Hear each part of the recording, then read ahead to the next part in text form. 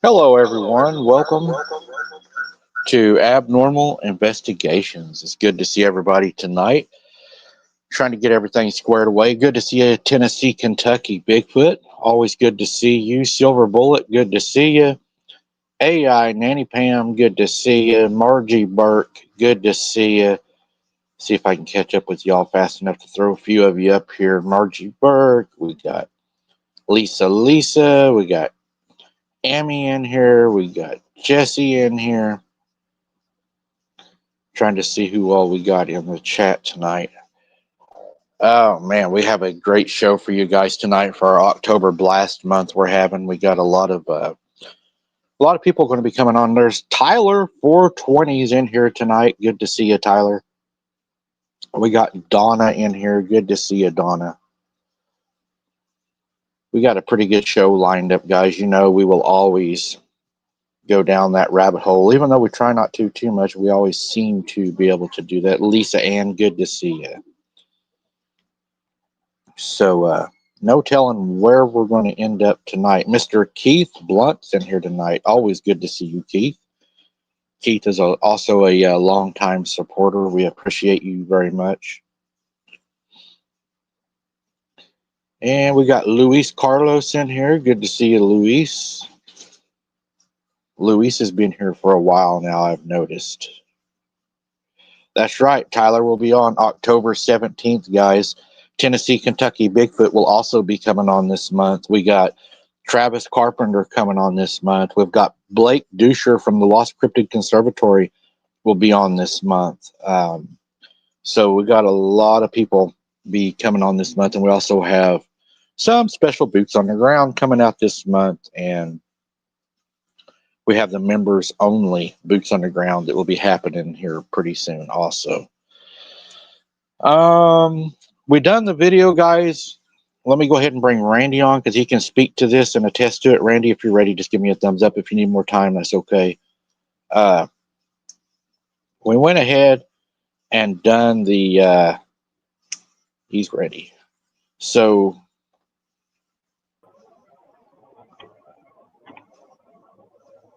what's up, Randy? Beautiful day in the neighborhood.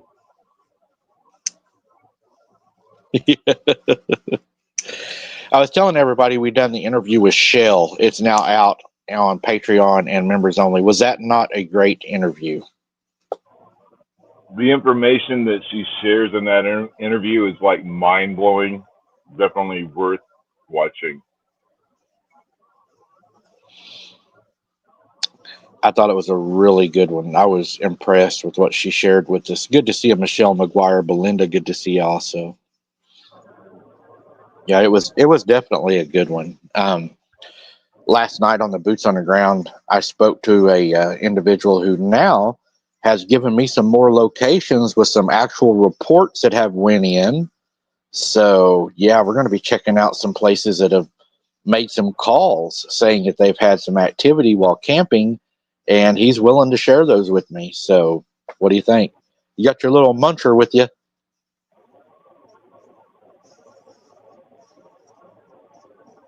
He don't like being held. He's like, nope. No human interaction. What else we got coming up here? We got Wide Open Adventures, guys. If you have not joined that channel, you're missing out. We got a lot of cool stuff coming. I actually got some things in the mail coming for that channel, Randy. You're going to love it. It's going to really bring some in depth to that channel. It's going to be great. I'm excited to do it. So if you haven't joined Wide Open Adventures, guys, go over, jump on there because it's a great channel that we enjoy doing. So without further ado, guys, let's bring our guest on. We got Harold here with us tonight. We're going to talk about a lot of things with Harold, and should be an interesting night. What's up, Harold?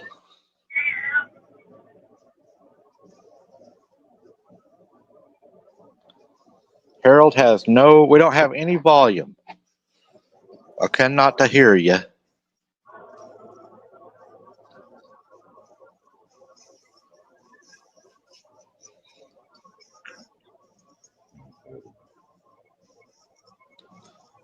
Still no volume.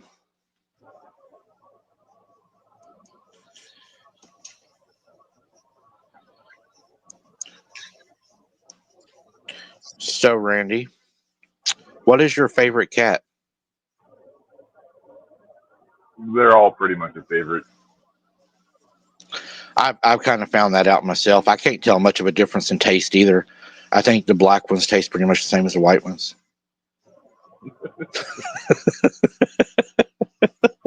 You know, I'm not going to be nice.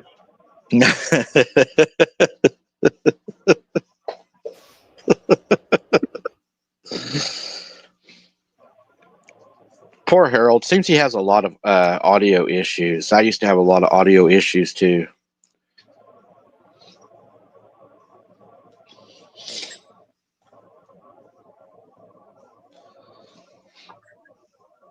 There's Dana Ortega's in here, Randy. Can you believe it? We're going to have trouble tonight. Awesome. There's Miss Shell's in here tonight. Good to see you, Shell. Glad you was able to make it. Shell's been helping me a lot with the channel. She not only has some amazing encounters, but she is also blessed with an amazing gift at being able to do photography and photos and stuff. She's definitely gifted at that, no doubt.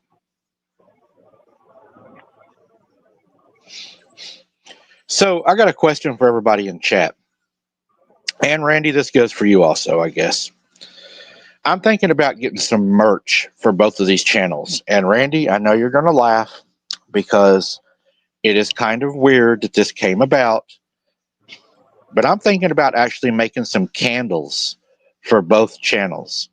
And I'll be able to scent them and make them any color that you want. Would anybody be interested in candles off the channel? You would be able to pick the scent you want. Of course, Wide Open Adventures are going to be that theme, and then Abnormal would be themed in the Abnormal category. But if y'all would be, they will all be handmade also. And let me know what y'all think. Is that something y'all would be interested in? I've been looking at that.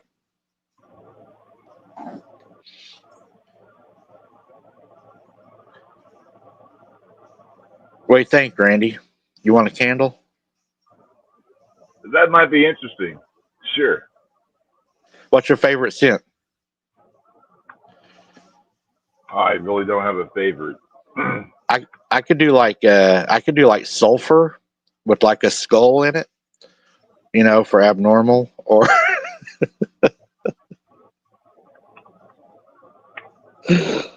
Let me put snake heads in them, you know, that'll be okay. Tyler wants a fried chicken one.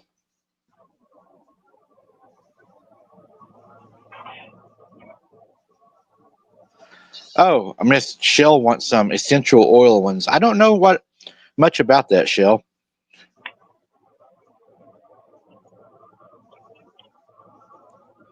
I don't know a whole lot about that. Uh-oh.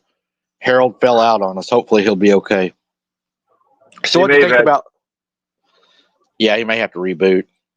Mm-hmm. So what do you think about last night? What do you think about that new spot? It's promising. They definitely aren't real friendly like at the other locations. They seem standoffish. Yeah, they didn't want to come up and really talk too much, did they? I was seeing what I thought was red eyes, but it could have been a cell phone tower with a flashing red light that I was seeing from time to time. I'm not 100% sure. I haven't gone back and rewatched the video. But I did see a flashing cell phone tower that was a red light, and I'm wondering, could that have been some of the red eyes I was seeing? I don't know. But there was a lot of keys. Something was calling your name. Right. There was a tower. I did see a tower. So it very well could have been that tower. I just wanted to let everybody know that. I thought I saw some red eye shine, but it could have been that cell phone tower flashing. So I just thought I'd clarify that.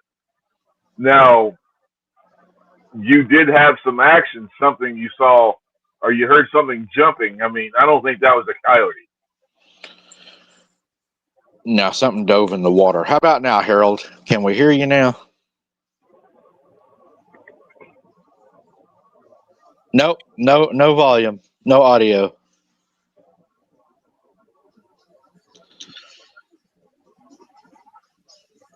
He's going to do it, looks like, on his cell phone. I think he's going to try to do that. Yeah, that place, whenever that warden pulled up, he said that was a pretty active place. He actually told me, don't be looking for things down here you don't want to find. So I was pretty crazy. He said that. You know, here's my point. Here's a question.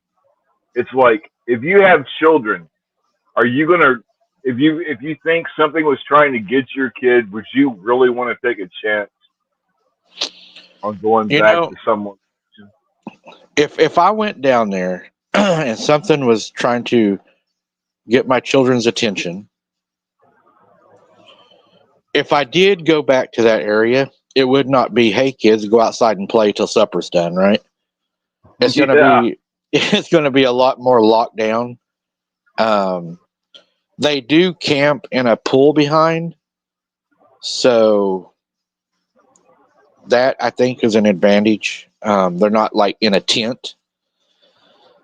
Um, I told them one of the things I think they done that was a mistake is whenever they sleep, the husband likes it very dark, so they pretty much black out when they go to bed, shut off everything. Hello, Sharon. Good to see you. And I told them they might want to focus on some light in the area. He said he even put the fire out when they went to bed. bad idea. I had somebody ask me a question. I'm trying to find it. My computer, I think, about had it. There we go. Infinite 7 was asking a question. AI Mike, did you receive my super chat last night? Because I received a message that something may have been wrong. I'm trying to think, Randy. Did we see his super chat come across last night? I thought we did. Who's super Infinite chat? Infinite 7. Did we see Yeah, it last night? I I don't know, to be honest with you. I Yeah, I was remember thinking seeing, so. but I'm not for sure exactly the names off the top of my head of who sent this. Right, right. Yeah, I think if I took my children to that spot, they wouldn't be running around by themselves. It Whenever you have a warden say, "Hey, I don't recommend you go up in there, especially around the week of Halloween, because there's some people doing some pretty nefarious things up in there, what they believe, and they're doing some seances and stuff like that." So, and remember me telling you all last week that there was a guy shot out on one of the islands around here that passed away, where a lot of that stuff is done, and they're not releasing any information on that. I've been trying to find the information. There is no information out on that right now that I can find. Even one of the news groups even said that there is no information being released. So that's pretty wild.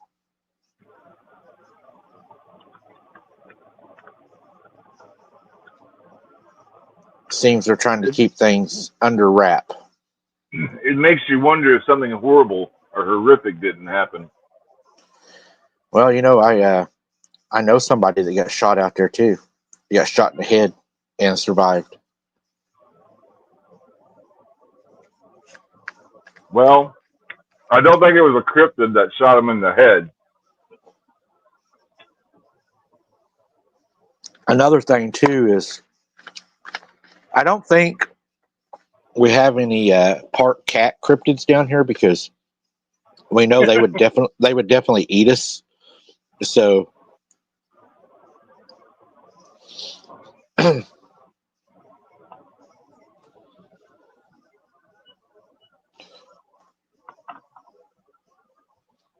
Belinda, Dana. We're waiting on Harold. He's going to, I think, use his cell phone tonight. Whenever he's ready. I don't like to throw people in when they're not ready. Except for some people, I've done that too. Whenever you're ready, Harold, just give me a thumbs up, man, and I will throw you in. Literally. Oh, he's ready. All right, can you hear me? There you are. I can hear you. Yeah, don't know what's up with my computer, but Mine does that, and I don't know why it does it either. Sometimes it'll work, and sometimes it just absolutely will not work. yeah. I guess it's gonna be wanted a holiday. Yeah, tell Christy she owes you a new computer. That's what. I'm glad she's not on here right now. She'd be attacking me for sure. No, I think what I need to do is I need to hook up a microphone and a camera separate. Oh, yeah. Yeah. That's kind of what I'm doing. I have mine separate. So what you got going on lately, man? Well, besides my knee going out on me, just been sticking around the house. But I'm out in my front yard right now, so who knows? Something might come up and get you live. Yeah, something might. Have you got to go out to the new property? Not yet. I'm really wanting to, but I'm not going out there by myself. No. So, yeah. I got to wait till Not going alone. Yeah, there's some crazy people that actually do that stuff alone. Yeah, Harold, don't be like Mike, man, and do stupid stuff trying to get likes and clicks. It's like, seriously, you were pushing the envelope, man. Evidently, those things last night were standoffish at that location. Well, I would go out by myself, but I have somebody that would freak out if something happened. So. Oh, yeah. Yeah. Your wife would definitely get upset if something were to happen to you. Oh, yeah. My Definitely. wife tells me, there's times I want to go out there, and she's like, no, you don't need to go play with those things. Just leave them alone. And she has a point. I mean, Yeah. we know they're there. I don't have anything to prove. You can either take my word for it, or you can get eaten one day, if you want to be foolish and not believe all the data. There's too much evidence, there's too many people having encounters for people to sit there and say that there's nothing out there. There's too many people seeing these things. Not everybody can be crazy. They called us crazy for a long time, those who believed in UFOs. I actually have seen them, years ago. But because of all the stereotyping, I didn't want to be labeled as crazy. You just kept your mouth shut about stuff like that. Yeah, it's funny.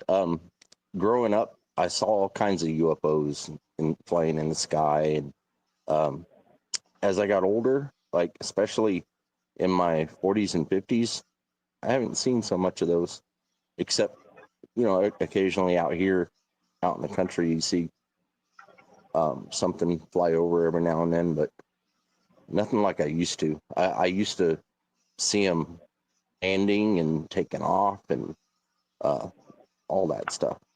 Of course, back when I was younger, I used to live next to a naval base, so that explains something. Oh, yeah. For sure. Thank you for that donation, Sunshine. God bless you for that. So, Harold, what do you think about that new place I was at last night? Any feelings on it? I felt that there was something there. I thought you'd get a little bit more of a reaction from something there, but there was definitely something there. You could What was making the duck noises? Was that a real duck, or was that something just making those sounds like a duck? Because everywhere you look, you could hear a duck, but I couldn't see anything. I couldn't see any That's birds anywhere. and that's what kept throwing me off is you would hear those sounds. Thank you, Clough, for that. God bless you for that. And then you would look and it wouldn't be there, and then it would be somewhere else. And then that one point, I don't know if you remember, I caught the eye shine standing down there. That was really tall, whatever that was. And that's actually where those sounds were coming from, was from the direction of that tall eye shine. I don't know if it was trying to mimic it, because remember, it tried to make that one sound and then it started like it got like that messed up or something, and it went into another sound. And I was like, Not a duck. right. Yeah, it's not a duck. That's No. not a duck. Ducks can hide pretty well, but not They that can well. also swim underwater too. They can dive and swim underwater too. Yeah, But I but wasn't. that's the one thing. If there's a duck on the water, because they won't stay under for very long. They'll stay under long enough to go dive to the bottom and check it out, and then back up. But Right. So you remember the part where I said that I trapped it behind the bushes? Whatever it was, I ended up forcing it and it dove into the water. Yeah. So whatever it was comfortable being in the water. Oh yeah. Now, could y'all imagine if I would have like set the phone up on a tripod and I would have waded out in the water looking around for it, like chest high water? Something would have grabbed you from behind and pulled you under. Oh man. Randy's like, Yeah, no. really get scared. Wait out in that water out there by yourself and all that crap's going on. Make yourself a target. Oh man. I don't think I could do that. I don't think I could push myself that far. Yeah. I don't think I'll get in the water, man. I don't like being in water that I can't see my feet, and that's just about all the water around here in Oklahoma. Everything's Oh yeah. muddy. Yeah. Oh yeah. Ulagal Lake is very muddy. So Harold, tonight we're talking about our most scary encounters and what we hope never happens. So I'll let you start off with one of your scariest encounters, and then I have a question for you later on, and we'll go deeper into it. But what was one of your scariest encounters that you've ever experienced? Does it count if it's human? Yeah, humans too, because humans I think can be sometimes worse than these damn cryptids, because I get followed by them all the time. I think they're trying to find my chocolate brownies. Well, I think you'll like this one, Mike. It'll bring out your investigative side a little bit. I'm going to start back when I was 11 years old, and me and my family. There was my mom, my dad, and my two brothers and two sisters. And we were living in a tent out in Pine Valley, California, which is about 15 miles north of San Diego. And right smack dab in the middle of the mountains, there's a national park there, and we had one of the first campsites. When you go in, we drive down this highway. It's a long drive down the highway, of course, going through Pine Valley and then getting to the national park. Well,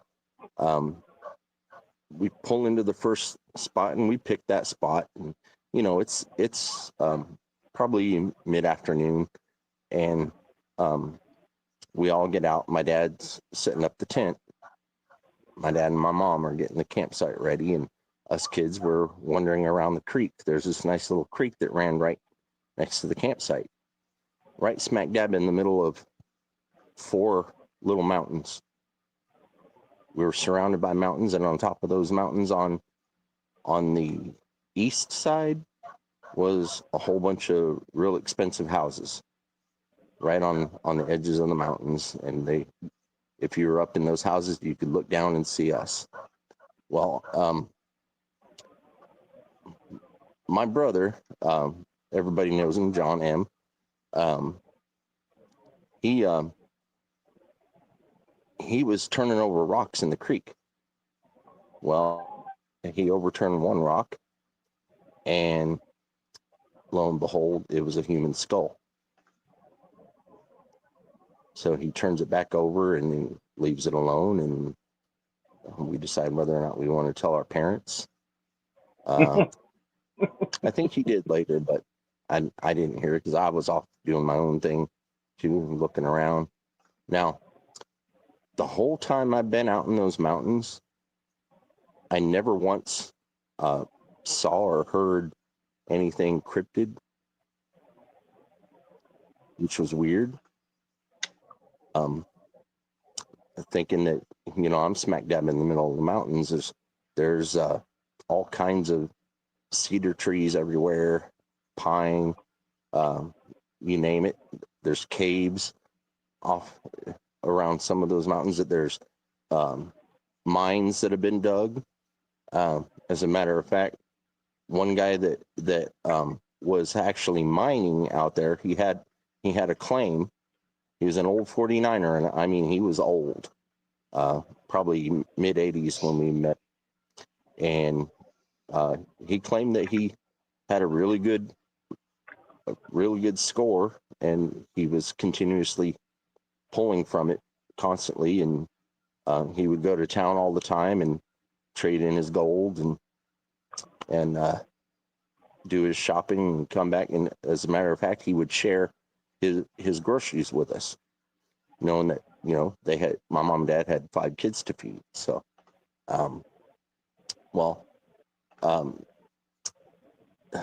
there was stories of a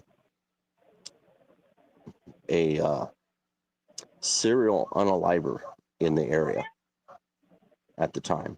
This was about 1984, midsummer. We didn't pay too much attention. There was 5 of us, and most of us were old enough to defend ourselves. And of course, my dad taught us very well. He taught us how to defend ourselves. He taught us how to camp and survive and all that. And we lived out there about a year. Okay. And during this year, probably mid-fall, this I would have to say they were probably around the age I am now. I'm about to be 54, so they were both around that age. They decided to set up their camp right next to us, and they're friendly and making friends with my parents and then us kids, and they offer us to give us rides to and from town, so everybody could do their shopping together and not waste gas and all that. Okay, well, they're nice, and we'd camp and roast marshmallows, hot dogs, and sit around and tell stories. Well, that would happen day after day after day for a little while, and then all of a sudden they started getting a little on the weird side, because they would start talking about how they would travel the Oregon Trail, because there's a stretch of the trail where you can hike clear up it and clear back, pretty much on foot. And it was really popular at that time. So there's a lot of people going. Plus, there's a lot of people that came up missing. So we checked in on it. We asked game wardens and stuff about all that, and they're like, "Yeah, well, that's up that way, and you don't have to worry about it over here." Okay. When these people started talking about taking people on the trail, they weren't just talking about your average hiker. They were talking about people that were in trouble. They'd come across somebody that looked like they were having trouble, whether it's their car broke down or their tent might have broken or whatever, and they would hike them. They would hike with them, clear up the trail. Well, one night the husband let it slip. He reported to us that there was a couple that they met on the trail, and they hiked with them for a ways and then parted ways with them, and then they come up missing. Well, the husband let it slip that they were able to find their hiking gear and even their tennis shoes, and that they didn't. Okay, hold on. Good, that's just a cat. Cats are getting ready to fight. Yeah, mine were doing that a while ago. I think it's something in the air tonight. They're not happy. Yeah, I have an ornery one out here. He thinks he rules the roost, so he was growling at my cat. Okay, well, this guy, he starts blabbing a little too much, and me and my dad are looking at each other like, this is kind of weird. So the old 49er shows up, and it was getting towards dusk. The old 49er shows up with a whole bunch of groceries. So my dad gets up and he has me go with him, and he says, let's go help the old man take groceries to his cabin, which was right up the hill. Okay, so we're taking the groceries to the cabin, and we help him put the groceries in the cabin, and he stops us and he says, I don't trust those people. He said, y'all need to watch your back. He said, because they've been acting weird. He said, and I've seen them before here, and they like to befriend campers, and then they end up leaving with them. So my dad's like, yeah, they're acting kind of funny. Well, so my dad was like, let's just play along, and let's just try to find the right time and opportunity to pack up and go. So it wasn't that night, but it was a couple nights later. They decided to go somewhere. They didn't say where, but they said they were going to go on up the road a ways, and they'd be back sometime in the night. Well, that was our opportunity to get everything packed up and all that. Well, while we were contemplating where we were going to go, and it was pitch black dark, there was a couple of houses that were lit up on top of the mountain, and they were playing music real loud. They were having some kind of party, and we were able to see because of all the light that was coming down. So we're getting everything ready, and all of a sudden the lights go off in both houses, and it gets quiet. The music shuts off, everything goes quiet. Then when it's probably about 5 minutes later, my brother John, he yells out, there's somebody in the bushes, there's somebody in the bushes. These bushes are right next to our tent, right? And me and my dad, we look over those bushes, and sure enough, somebody's smoking a cigarette, sitting on their butt in the bushes. You could see the cigarette light up. Well, my dad had a toy pew pew that looked real, and he pulls it out, and he goes walking towards the bushes and tells them, that they need to leave or else they're going to get it, you know. Well, that person does get up and they run. Well, then we hear more footsteps coming around us, and then we hear chatter. Okay, it was humans speaking, you know, whispering to each other. So my mom just says to my dad, she says, "Screw the tents, screw the equipment, everybody in the car, let's go." So we're in the car, and my sisters are shaking like a leaf. You know, and I'm sitting in the middle of them, and I'm holding a knife. And my brother and my dad and my mom were the last ones to get in the vehicle. We go to take off. We pull out of that camping area onto the highway, and when we turn to go down the highway towards Pine Valley, the town, a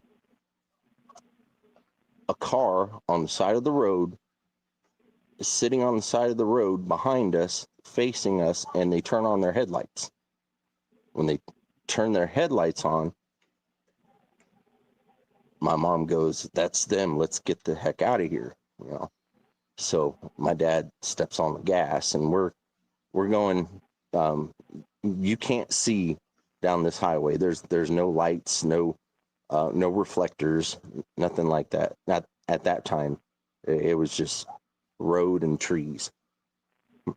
So he's going about 90 down this highway, and we're going down these winding highway, and he stops and he pulls over to see how far we got ahead of these people, and here comes the lights again. So my mom says, "Just hit the gas and keep going till we get to the sheriff's office." Okay, so we get into Pine Valley. We go to the sheriff's office. The town's locked down, right? There's nothing open, no lights on, nothing. We get to the sheriff's office. My dad runs up to the door, tries to open the door, and there's a sign on the door that says, "Gone fishing, be back Monday." Okay, so it's Friday night. It's Friday night, so like, what? So my dad turns the car around in the parking lot to face towards the road in case that guy starts coming, and sure enough, here comes the vehicle, and they park across the road, down a little ways from the parking lot, and they shut their lights off, and they're sitting there, and we recognize the car. It's our friendly little neighbor couple following us. What? So my dad's sitting there contemplating what to do, and my mom says, "Harold, it's up to you." So my dad decides to go. He steps on the gas, he peels those tires out, and we get going. That car lights up again, turns their engine on, they peel out and follow us. My dad's going, he probably went till he was just about out of gas, going at about 90, in a 77 Gran Torino. So the car that was following us was also a Gran Torino. It was probably about a 72. So we get out of that area, and we're driving and driving and driving.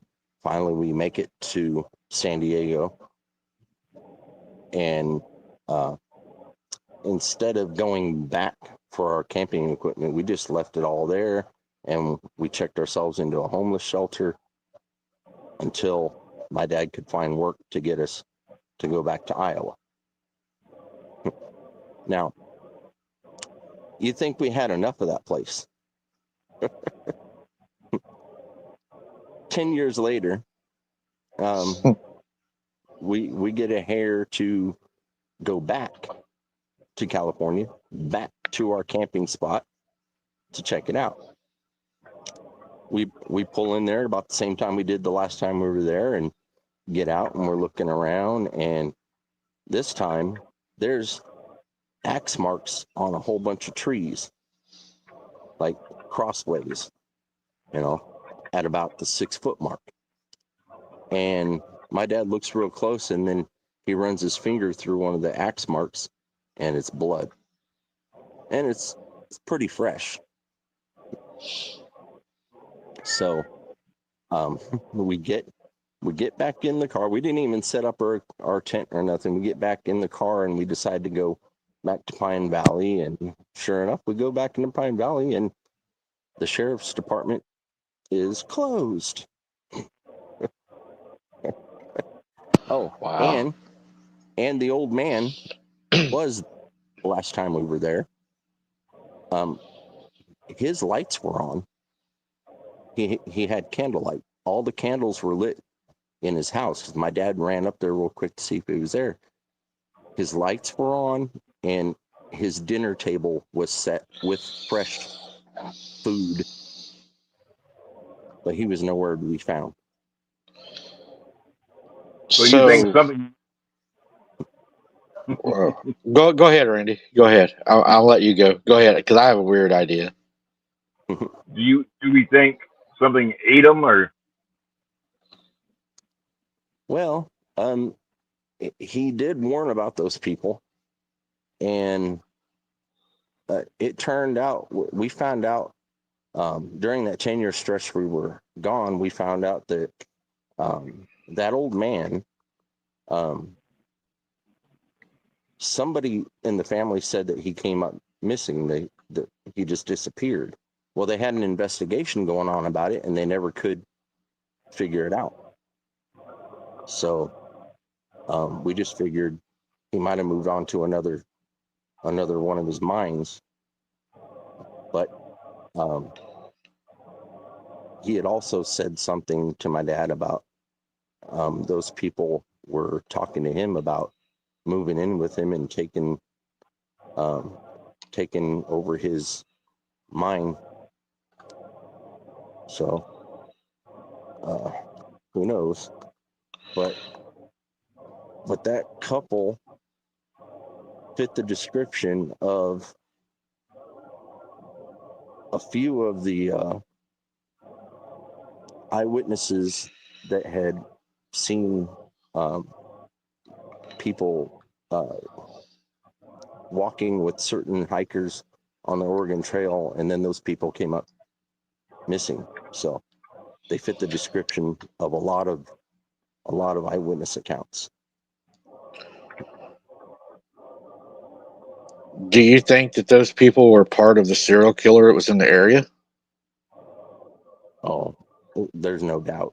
No doubt they were, because just what they said, everything just fit together. Like, why would they keep going back to this trail over and over? They were mid-50s, and they weren't in the best of shape.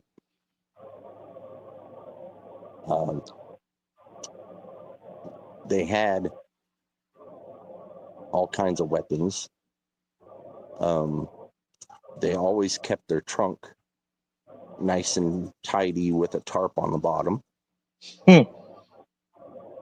Yeah. They never kept their weapons in the trunk. So do we know if if the cannibal, we won't say those people because we don't know, but do we know if the suspected cannibal in the area, or cannibal serial killer, was he a cannibal? I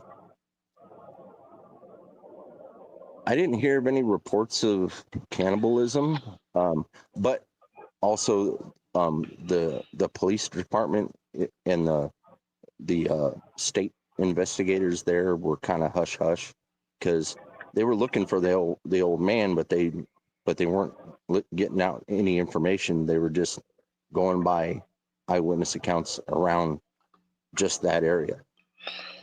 So were the people that was being found, were they being found like simply murdered, or were they being like dismembered, or Dismembered what? So they were with using like an axe. axes and swords, and Dismembered with an axe. they used an axe. God. Yeah, So and that explains That the reminds axe me marks on the trees. right. So whoever was remind doing this was making marks on the trees, maybe even keeping score on the trees. It would almost make you think, Yeah, yeah, that's the feeling we got. It was like we didn't want to become a mark on the tree. So right. yeah, that reminds me of The Shining with the guy with the axe. Gives you the yeah. creep. Here's here's Johnny. Johnny. But yeah, And I you know, mean, the funny thing is uh-huh. that man of the couple looked a lot like him. Wow. So do we know the name of I keep saying the cannibal, of the serial killer in that area? Do we know who that was? Was they ever apprehended and named, or was it the one that got away? It's one that got away because they never caught anybody from the murders that were being investigated at that time, 1984. There were murders like in the 1800s on the Oregon Trail. There were murders in the 2000s on the Oregon Trail, but the ones in the 80s, especially around 1984, are largely undocumented because couldn't solve them. Yeah, because I mean, an axe really isn't going to leave, you know, Right. anything unless you have the axe. Man, that would be a terrible way to go. Is by I think any kind of blunt force trauma is a terrible way to go. To be like, hacked or beat to death.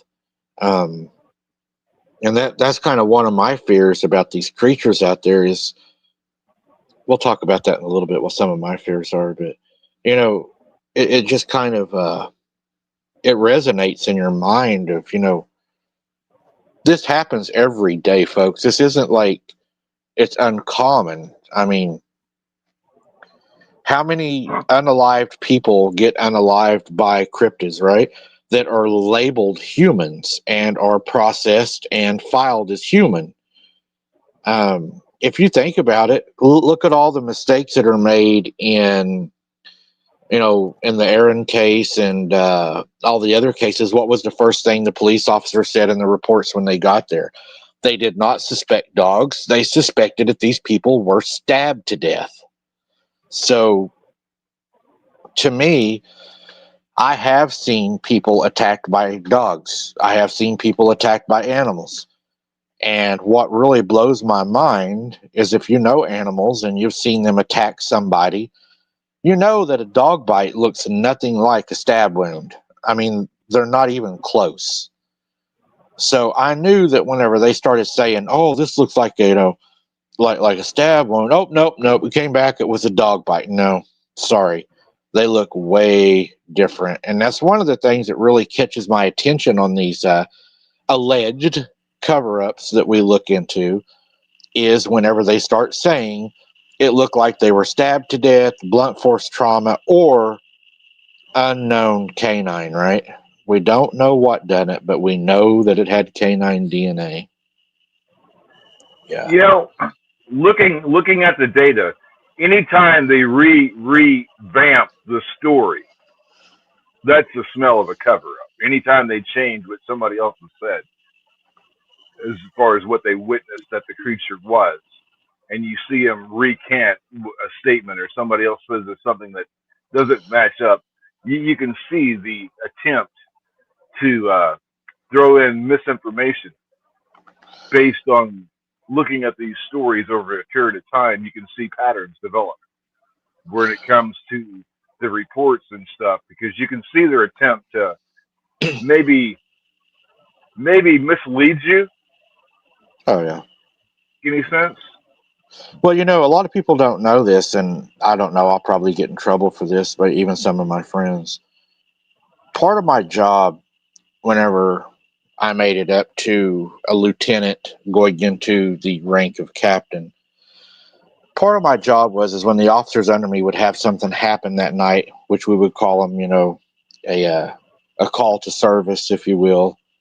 Uh, my job at the end of the night was I had to review their report before it was sent up.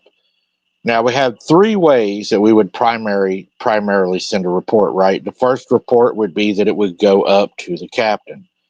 The second way was the report would be sent directly to juvenile services because we worked with juvenile services. I worked directly with them. Number three, the report would be sent to the district attorney for possible charges. Now, before those reports ever made it that far, it was my job and many others' job, it held my position, was to go through those reports, and if something was off, this is how they get away with it.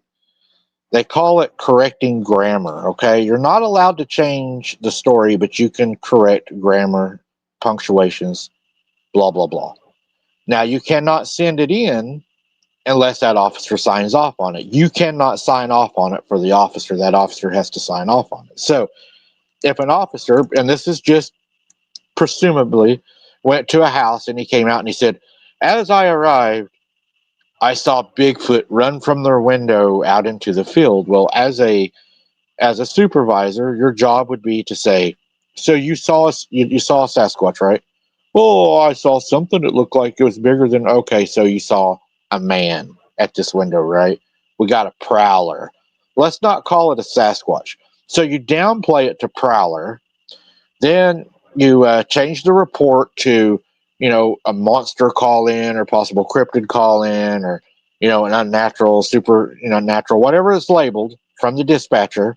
You're going to go up and you're going to change it over to suspicious person.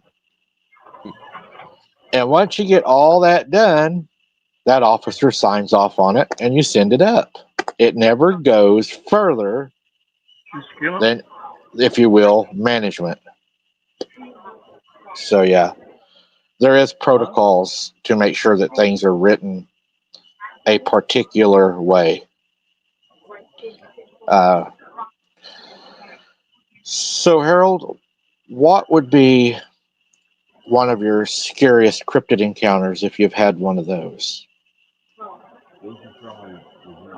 Um, I told my story of my first encounter. That was actually the most scariest cryptid encounter. I could go ahead and retell it if you want me to. Sure. Okay. All right. Halloween 2012. Okay. I was living at my little brother's house with my mom. We were staying there till I could afford to put money down on a place so me and my mom could have our own place. And I would go to work. I'd get up about 3 o'clock in the morning every weekday morning to get ready for work, and I'd have to leave probably about 5 to walk to the bus stop downtown, the only bus that would go out to the base where I worked. So I would go down this alleyway that my brother's house sat at, pretty much on the corner of a neighborhood street, but the alley went right behind his house. Okay, I'd walk down that alleyway every morning and every evening to and from work. Well, about 4 houses down, there's a couple of houses there that are abandoned. They were always abandoned. since I was staying there. Well, in the backyard of this one, I would say the first one down, the first vacant one down from my brother's house. In that backyard, there was 4 apple trees, and they were probably about 7.5 feet tall, and they produced a pretty good amount of apples. Well, these trees were full of apples at this time, and for about a 6-week period, going to and from work, I'd walk right by those, and every single time I walked by those apple trees, they were shaking. And I would stop and I would look around, and I wouldn't see any reason why they would be shaking, but they were shaking so much that some apples would fall. And then when I would say, okay, I'm just passing through to get home, I'm tired and I got to get home, or I got to get to work, the trees would stop shaking. But there's nothing. I never ever saw anything standing near it or under something underneath it or anything attached to them. So that went on, like I said, for about 6 weeks. Then Halloween night that year, I had planned on going outside and taking pictures of the moon because it was going to be the harvest moon, full moon, and we weren't supposed to have any clouds in the area. So the one thing I forgot to do was charge my phone. So I put my phone on the charger upstairs in my bedroom, and I decided, okay, I'm just going to go outside and look at the moon and just enjoy my evening because I was going to be off for a couple of days. So I'm out there. It's about 11:30 p.m. I'm leaning on about a 4-foot tall chain link fence that runs between my brother's house and the neighbors. The neighbors have they don't have a house on that property. They just had a big, a medium-sized barn shed. It looked kind of like a log cabin, but it was in the shape of a barn, and it was a shed. They kept a lot of their stuff in there. Well, they had this really neat little porch on it where they would put their rocking chairs, and they had a little stand there where they could keep stuff in it or put stuff on top. So it's at the end where I'm standing, and it's just probably about 8 feet away. But there's a 3-foot gap between that building and the fence, and there's a tree right on the other side of that fence, and I'm kind of leaning up against it while I'm leaning on the fence with my left elbow. Excuse me. But I'm looking up at the moon, and all of a sudden I smell this awful smell. It was like a wet skunk, probably like a dead wet skunk.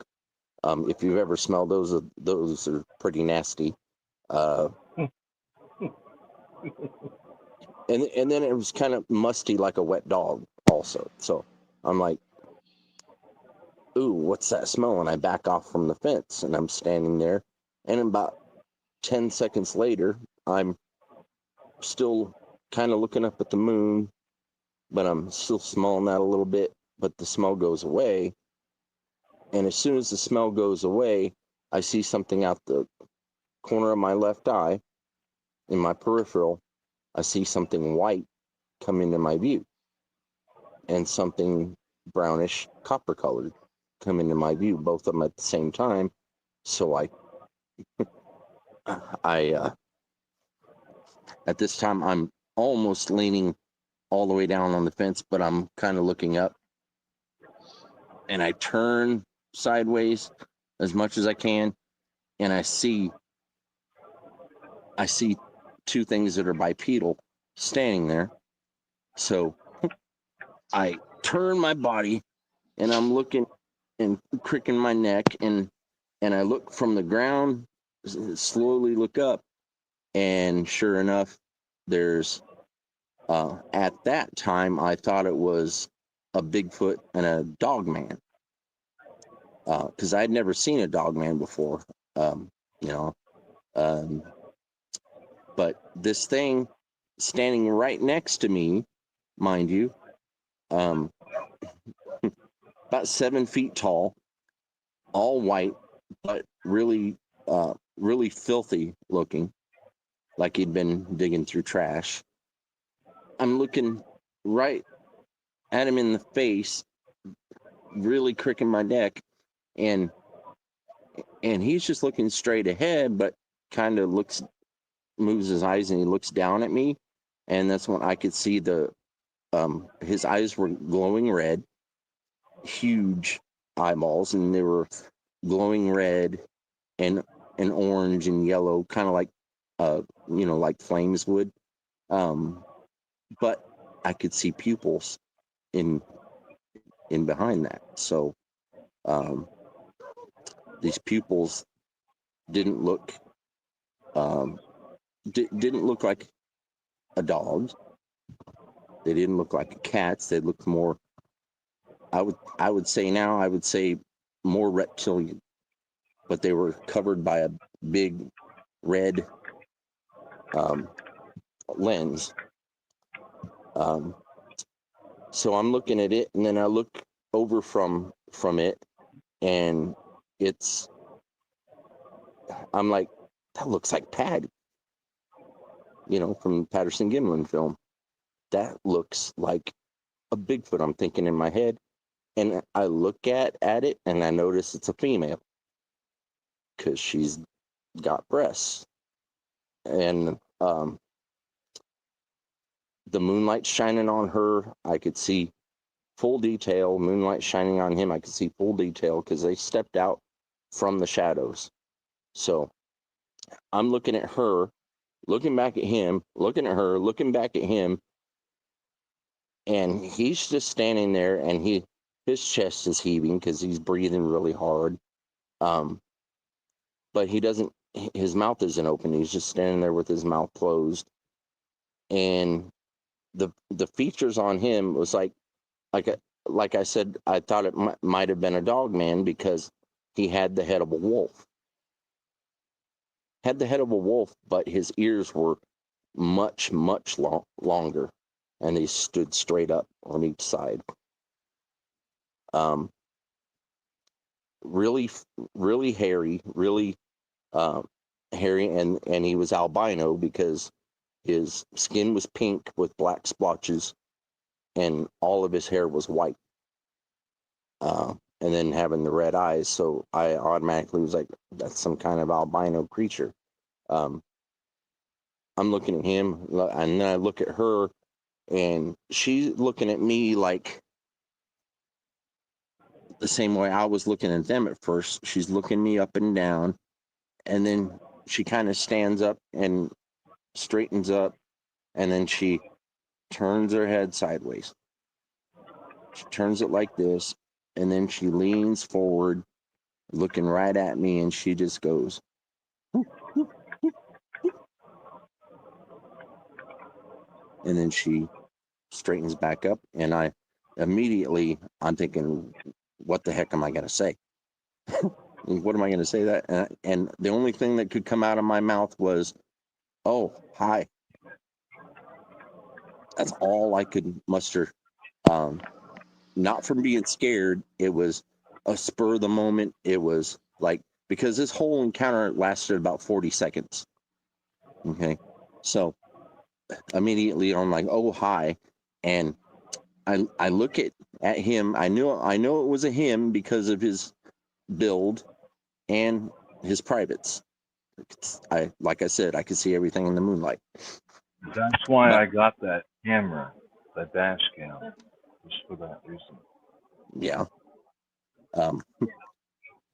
At the time, I didn't have any other camera but my phone, so I was out of luck on that. But when I look over at him, I'm looking at his feet and I'm looking at his hands, and he has 5 fingers, 5 toes on each appendage.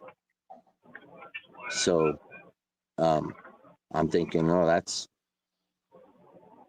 kind of weird because of how big they were. The feet were really, really big. The toenails, it had toenails, it had fingernails, and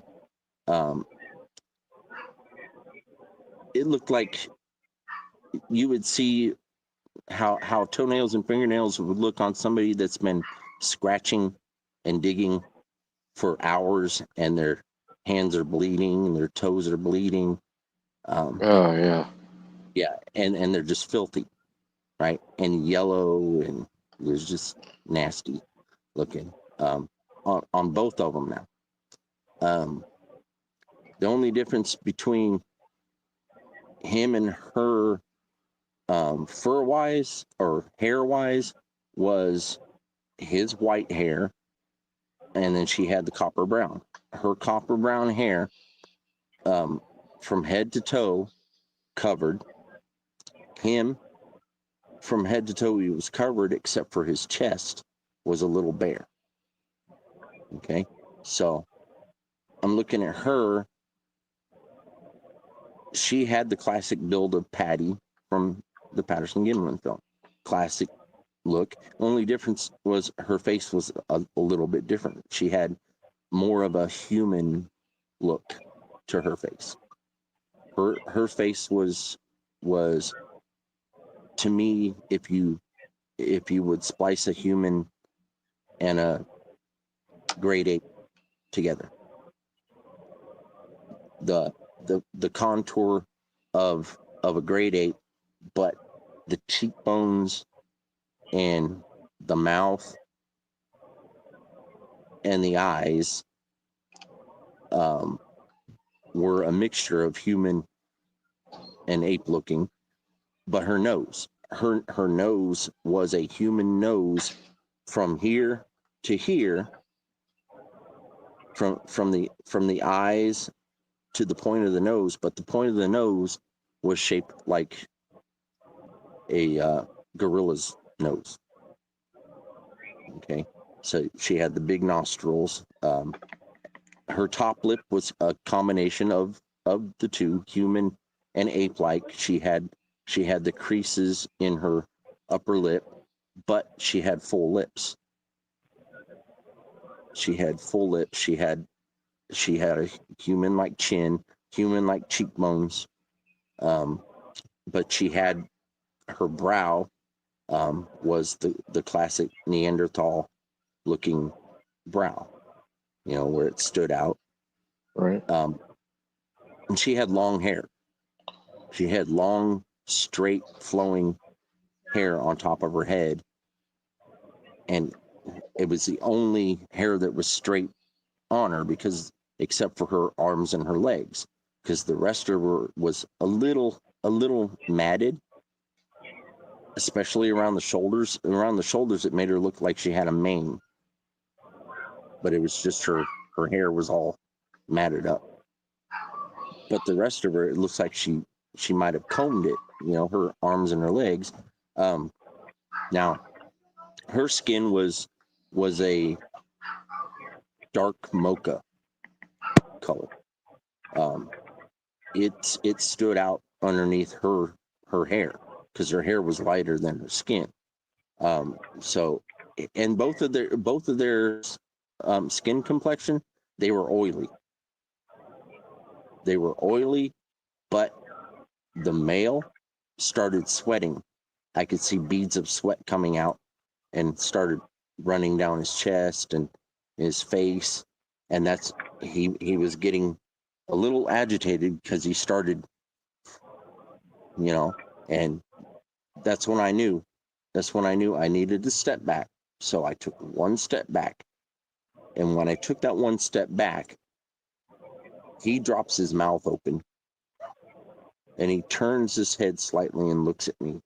When he dropped that mouth open, his tongue just plops out, and then I could tell it wasn't a fake tongue because he's moving this tongue, and it's kind of coming in and kind of coming out. And his teeth, he had 4 canines. Okay, the top 2 canines were about 2.5 inches long. The 2 bottom canines were about an inch and a half long. The only difference between the top and the bottom teeth, besides that, was his top teeth were all sharp. I mean, they came to a point, all of them. His bottom teeth, all the teeth were sharp, except for the teeth in between the canines. They were big and human looking, but much larger. I thought that was weird. Never seen a creature like that, where their teeth are kind of mismatched. So Yeah. I'm thinking, He'd bite a chunk out of you before you know it. oh yeah.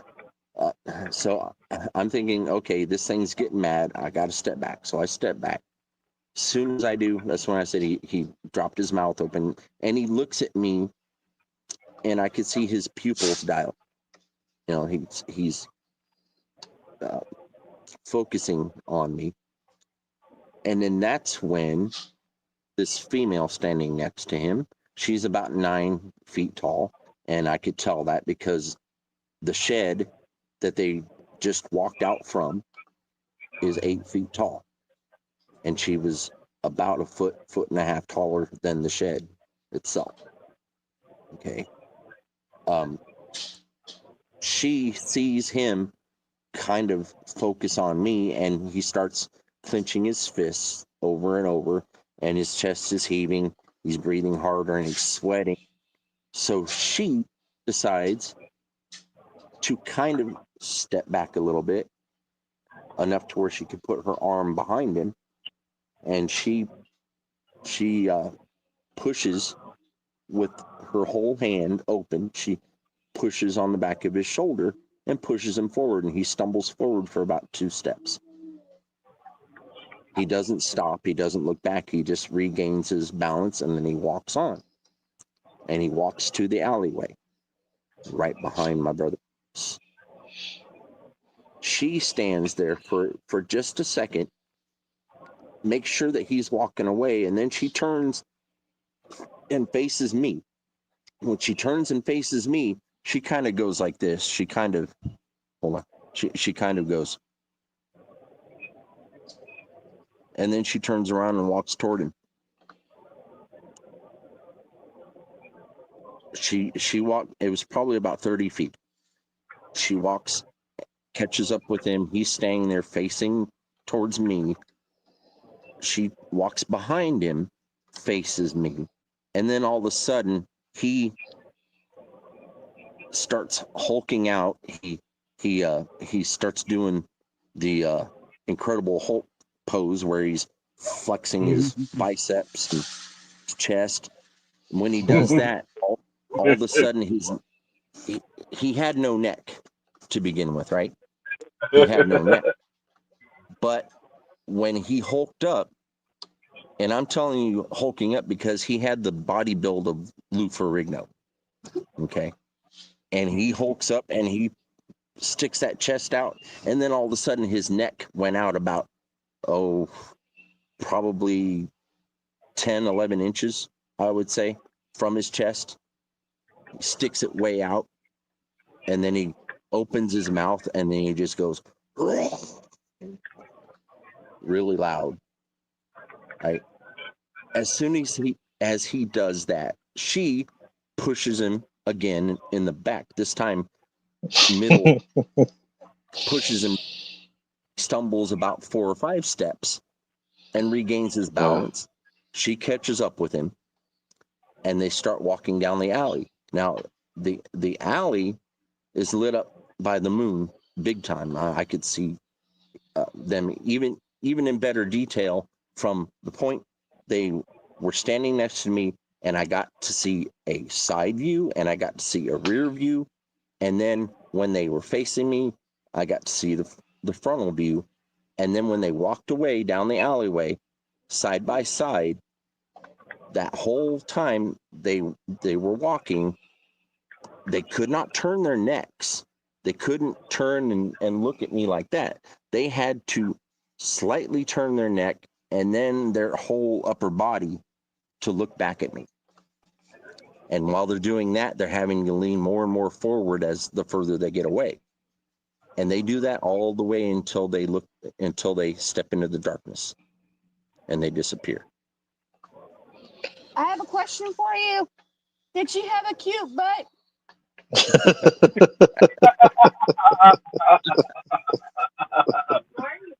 They asked me if I would come on. I was wondering more of the tongue. Did the tongue look human? Did it look like a a lizard? Or because I was wondering, was it using its tongue to maybe try to get your scent? It looked like a dog's tongue. Oh wow. It looked like a dog's tongue. That's why I was considering that it might have been a dog man. Wow. Question on the muscle structures of these things. The muscles on these wolf-like creatures, whatever they are, I'm not sure if they're werewolves or not, but the muscles on them are just insane. When he was talking about no neck and stuff and talking about the muscle structures, these things look like something right out of a comic book or a movie. The muscles on these things are insane. They're no joke. Well, farmers talk about pigs and cattle that just have their heads twisted off. I mean, imagine the strength it takes. I mean, a cow, they're strong, man. I mean, they make leather out of their skin. These things are strong. But I don't think one would want to tangle with CRJ, though. I think that would be a heck of a fight. Hey, Mike, how about that tree that was placed in the Y of that one? Remember how big and massive that tree was? Yeah, no human done that down there where I'm at. That tree is massive. I mean, it's a big tree. It's 12 to 15 feet in the air, stuck in between the two forks of two trees, and it's a tree. Nobody done that. The wind didn't do that crap. No. That was in that tree by something intelligent. Right. The neck of this male creature. Okay, to me, I'm staying there, so I'm measuring it in my head. I would have to say from collarbone to collarbone, probably a good 2.5 feet. Yeah. Yeah. These things are no joke, and their size are just massive. Yeah. I think that if that female wouldn't have stepped up, Harold, at the minimum, was fixing to get a beating thrown at him he was never going to forget. Because I think this thing was fixing to probably take one of your arms off and start beating you with the bloody end of it. Because this thing sounded to me like it was getting pretty angry. Because my arm was slightly on the fence. Okay. When they walked up, not only did I see them in my peripheral, but I also felt hair rub against mine, like a human. Like say you're waiting on the bus and the bus is full and somebody comes in and they stand right next to you. Well, you're going to rub arms, right? Right. That's what it felt. That's what it felt like, and they looked as shocked as me when we made eye contact. They looked as shocked as I did that we were standing next to each other. When you looked at them, did you see a human intelligence or an animal intelligence? What did you get from that when you looked at them? From her, I got more human intelligence because the way she was using her eyes on me was more human. She looked like she had compassion, because especially at the point when I had to step back.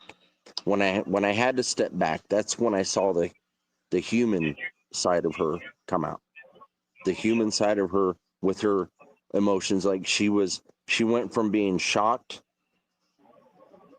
She never once gave me a look of like, yeah, it was, her mouth was pretty much closed the whole time, except after she goes whoop whoop whoop whoop, then she has her mouth open and I can see her teeth, and she had human like teeth, just big.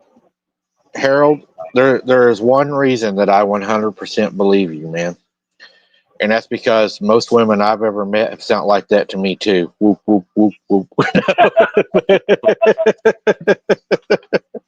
Now we know why Mike is. Oh, I couldn't help it. That was too easy. I get myself in trouble. And that's why I had to do that. Now we know why you're single, Mike. Because of jokes like and that's why my bed is always cold. if you stop using girlfriends for bait, maybe you can keep one for a little while. Yeah, but you got to keep. The only problem I've had with mine though is they always like more than one man. They always like to cheat. So maybe that's why I always heard the boo boo boo boo boo boo boo. I just didn't. I knew what they were doing. Didn't pay attention to them. And ladies and gentlemen, in the background is my beautiful wife, Jamie. In case you're hearing somebody laughter, that's who that laughter is coming from. So you don't think there's a beast See, Randy's trained. He knows what to say. He knows better. He's within arm's reach right now. Randy's like, I know I got to be good. She pushed me around for a year and a half when I was paralyzed. And she took care of me for a year and a half while I was recovering from my back surgery. So I cannot. You She's have definitely one in a million, buddy. I will say that for you for sure. Probably, maybe even one in maybe a billion that would do that. Because most of the time, when a man gets down or a woman gets down, so I don't get beat up too bad, the other spouse will usually not take care of the other one and will end up moving on, because in today's world, people just don't do that. I know a couple. They were a biker couple. They went all the biker rallies, and the husband got into a bad car wreck and was basically crippled up, and she left them. And I know story after story of the people being injured in the oil field, and their spouse would leave them, and it's just sad. You know what my grandpa always said, and I'm only going to tell you the end of it. Y'all will know the beginning once I tell you. He said, Mike, you can't make one a housewife. So, Harold, moving on from that. Back on topic. Yeah, back on topic. If anybody has any children in the room, you may not want them to hear this story if Harold tells us. Harold, you said something the other night that really caught my attention. You said that you had been possessed at one time. That honestly freaks me out, man. If you feel like telling us the story, I'd like to know, like, what you were doing that even led up to that. Was it investigating one? Was it, not leaving? Those things to me run really deep. And that's what everybody I know is wanting to hear, because I want to hear it too. And it really struck me. And, it's scary to me.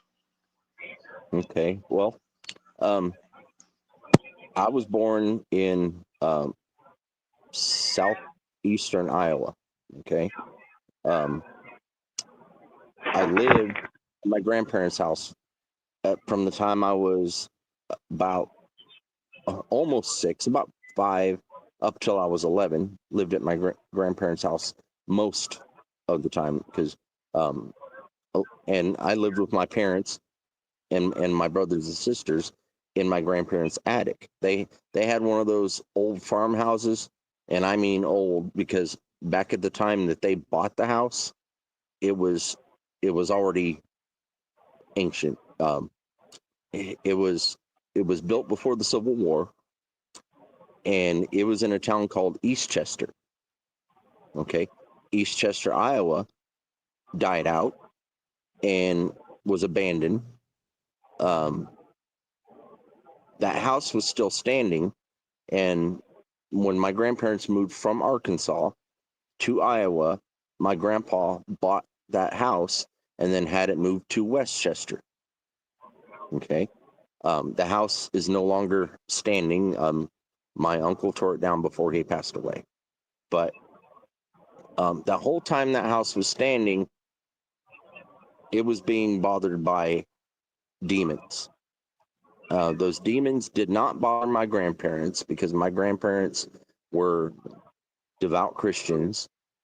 As a matter of fact, they were Jehovah's Witnesses. But I'm going to tell you now, my grandparents, it didn't matter what Christian religion they practiced, because my grandma practiced every kind of Christianity possible till she found one she was comfortable with. Okay. And they lived out their lives as devout Jehovah's Witnesses. My family, not so much, but my grandparents, yes. Now, when my grandpa bought the house and had it moved, there was one thing that was up in the attic that they did not remove from the house ever. It was an old chest that the soldiers from the Civil War were issued to carry on them, to keep their keepsakes and their uniforms nice and tidy. It turns out it was a Confederate soldier that was hiding in that house when it was in Eastchester. He hid in the house until he was found by the Union soldiers, and he took his own life so he wouldn't be captured. Everything else was removed from that house except for that chest. Nobody wanted to touch it because that was his personal belongings, and they thought that if they touched it, they would be bothered. Okay, so my grandma was the only one that would touch that chest, and she kept certain things in it that she didn't want to see. Like when my grandpa came home from World War II, she took his medals and stored them in that chest because those of you that don't know, Jehovah's Witnesses don't look at idols as a good thing. So they consider like war medals idols. So she kept those hidden away. But when we moved there and stayed up there, everything was good. You know, the family was happy, and I never heard any stories from my grandparents. Never heard any stories from my dad or my mom or my uncles or my aunts, and they all grew up hanging out in that attic. But probably when I turned six, I started having nightmares, and I slept in a bed all by myself upstairs. And when I would go to bed, I would hide underneath the covers because I knew what was coming. When everybody fell asleep, I would have my legs at the end of the bed, and my legs overlapped the bed, so my ankles were hanging off the end of the bed. So, because this bed, you know, it was a homemade bunk bed that my dad made, and he sawed them apart so we could sleep separate, not without having to worry about crawling up on it. But anyways, I was starting to outgrow the bed, so my legs were hanging over. Even if I curled up in the fetal position, my legs would end up hanging over the edge because they would, and I say they would pull my legs to the end of the bed, raise my legs up in the air, with my ankles together and slam my legs on the end of the bed every single night. I didn't see anything. All I did was I felt something grab my legs and slam my legs down every single night. And I kept it to myself. I kept it to myself because I didn't want to get made fun of by my brothers and sisters. I would also have these nightmares, and these nightmares repeated over and over. It's the same nightmares over and over. It was about 3 of them. And each one of those I was seeing in my perspective, my own perspective through my eyes. Okay. I had one nightmare. This is kind of silly. One of my nightmares that happened every single night. Now, granted, I was 6 years old, and this was around the time of Jimmy Carter being president. Okay, and I liked Jimmy Carter. I grew up liking Jimmy Carter because, for one thing, being a 6-year-old kid, knowing that he ran a peanut farm, I like peanut butter.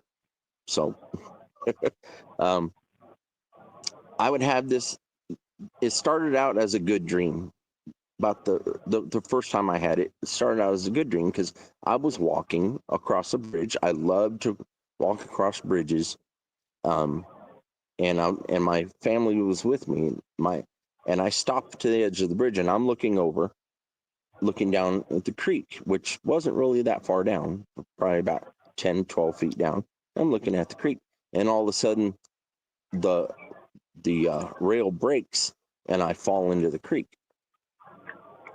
And my family continues walking on, and they're waving bye to me as they're walking on. So I get up, brush myself off, and I decide to follow the creek. I walk down the creek for a ways, and all of a sudden I see the United States Capitol building right in the middle of the creek. I walk up there, and there's a big crowd, and they part ways, and I walk in the middle of the crowd, and they're all cheering for me, and all of a sudden I see Jimmy Carter on a microphone at the podium, and he's like, okay, the man of the hour is here, y'all. Let's give him a round of applause and welcome him here for a speech. And so I go up there and I start to give a speech, and then I hear a gunshot. And when I hear the gunshot, everything goes red. I don't see anything but red. And then it turns green, yellow, purple, orange, and back to red. And then I wake up. Then I would have my next nightmare immediately after that one, and they were always in the same order. My next nightmare, I'm watching an old man fishing on a canoe in the middle of a lake on a mountain. And there's all kinds of pine trees around the lake and everything, and it's peaceful, and I'm watching, and they're fishing. And all of a sudden I hear a gunshot. And I see the old man slump over in the canoe, and then I see red and yellow and green and purple. Same thing happens, and I wake up. Now, the third dream that I would have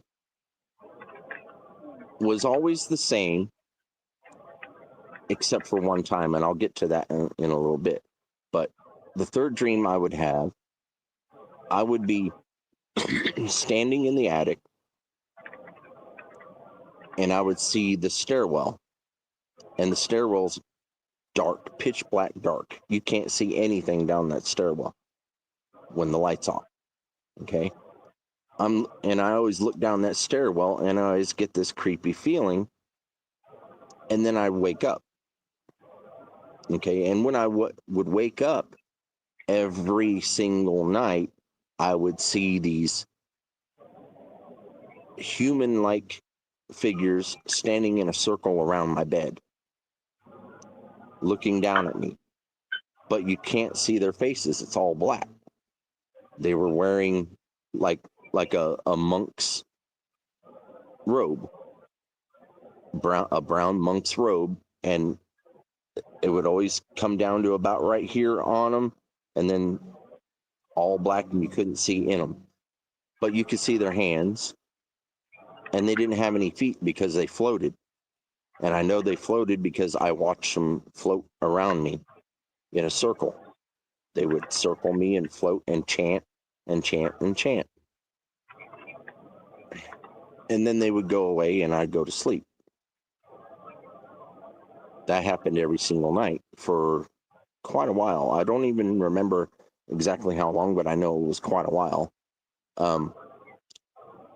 Then I mustered up the courage to ask my mom about it, but only after this one thing happened to me.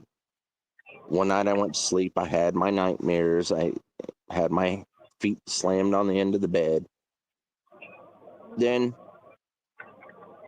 I woke up from my last nightmare, the third one. I woke up from it, and I'm looking around, and these things aren't floating around me. But I look at my hands. I have both my hands in front of my face. I'm looking at them, and I see my fingers look like they're starting to shrivel up into my hand. Then my hand starts to shrivel up into my wrist, and so on and so on and so on, all the way up to my shoulders. And somehow I get out of bed, and I run over to my mom and dad's bed, to my mom's side, and I'm staying there yelling, "Mom, Mom, help me, help me! They're shriveling my arms away. Help me, help me!" She doesn't wake up. And I'm thinking I can't shake her because I don't have any arms. So I'm staying there and I'm going, "Help me, help me." She opens her eyes. But when she opens her eyes, she's got yellow eyes and her face turns green. Now, I snap out of it then. I snap out of it, and then I find myself waking up in the morning. How I know that wasn't a nightmare? I confronted my mom about it. I told her what happened, and she says, "Yes, you came to me last night." She says, "I remember." But she said, when I opened my eyes, she said, "Your eyes were yellow and your face was green." And I told her, "No, yours was." So, and then she's like, "Okay, I know what it was."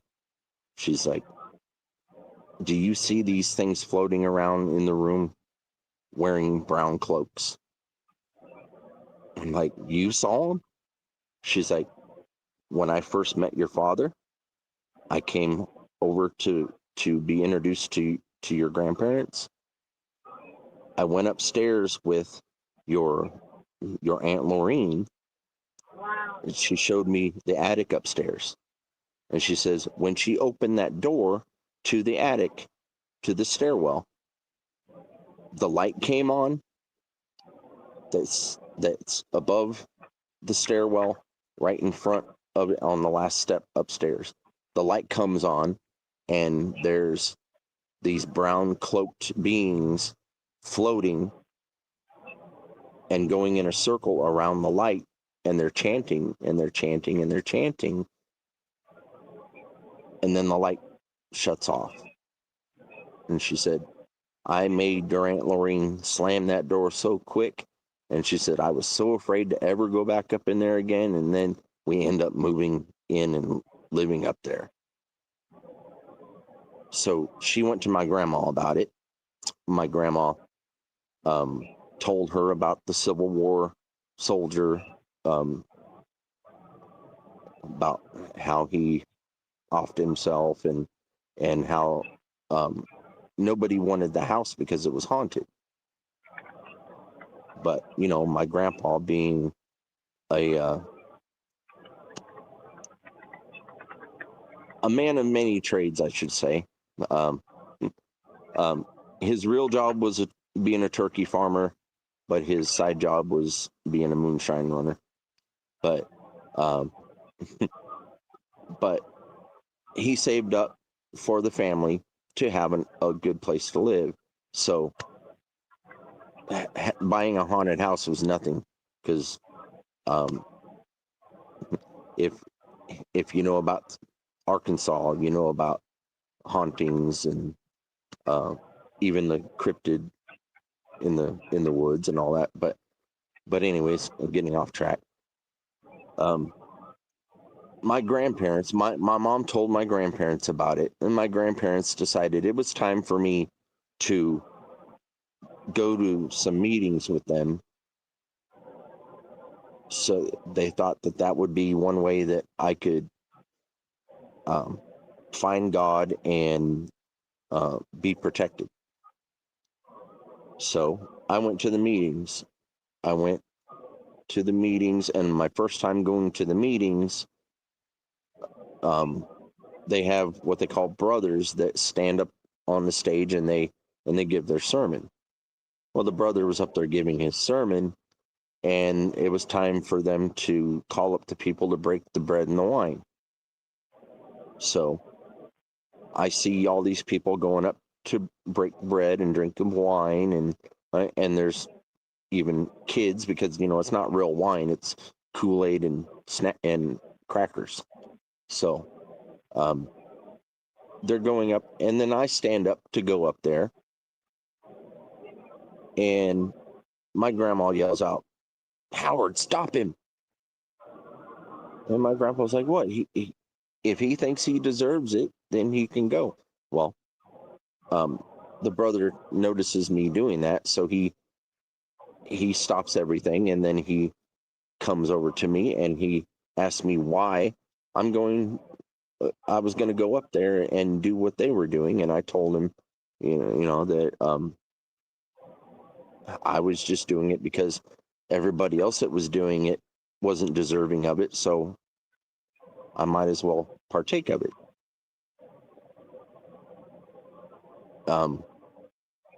Okay, that's a long story about that, but when I returned home,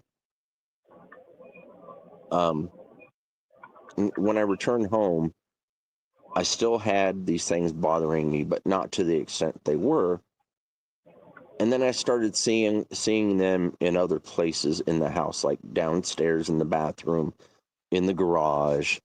And then when I'd been going to the meetings for a while, and I actually got through the Bible, and I learned everything that my grandpa could teach me about God and everything. I had those nightmares again. But this time when I woke up, and after I had the third nightmare, I woke up and I sat on the edge of my bed, and I said, "You're not going to bother me anymore. I'm through with you, and I denounce you in the name of God, and I'm protected. You can't harm me anymore." That's when I went back to sleep, and I had another nightmare, but this one was different.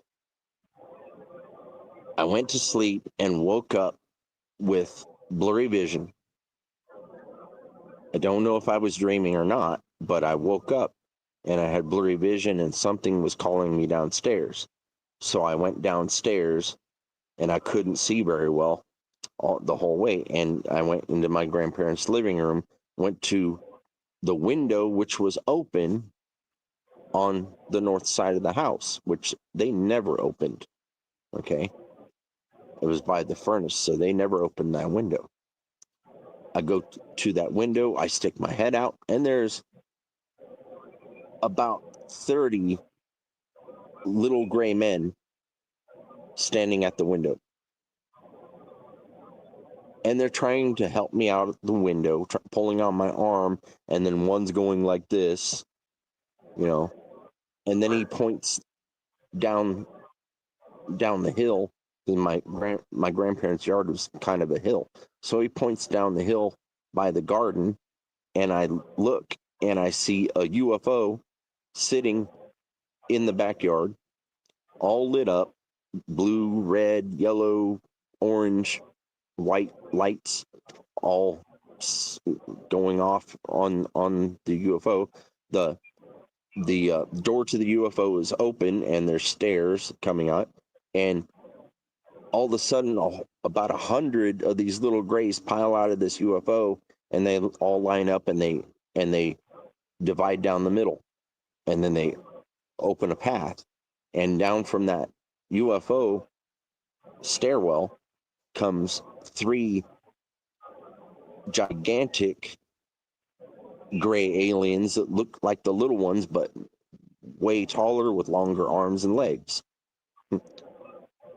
And they go to pull me out of the window, and I pull away, and I run back upstairs.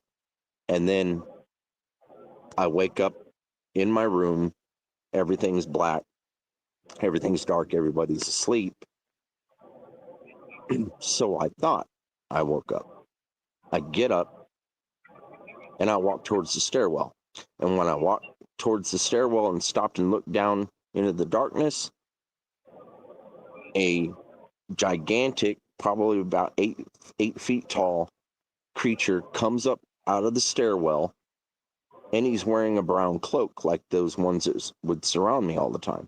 He's wearing a dark brown cloak, and he's got long arms coming out of that cloak, and they're greenish, bluish looking, and all hairy, and he's got long black fingernails that come to a point. And he's floating, right? Wow. And he turns towards me and has his head down where you can't see anything. But then he raises his head, and when he raises his head, I could see into where the face should be, but it's black. But then all of a sudden, I see these orangish red slits open, and he's got 2 orangish red glowing eyes, and nothing else is lit up, right? And he's not saying a word. So I said, hello? And he lowers his head and then raises it. And then he points towards the stairwell. When he points towards the stairwell, I said, no, I'm not going with you. I said, I know who you are. I know why you're here. And you can't have my soul. He then points again, but more sternly. And then he takes his hand and he points at me with the finger. And then he goes and turns it and he goes like this. And then he points back at the stairwell real fast. And I said, no, I am not going with you. I'm not going to hell with Satan. Soon as I said that, he turns and he points in the other direction towards the middle of the attic. And my older sister, who was about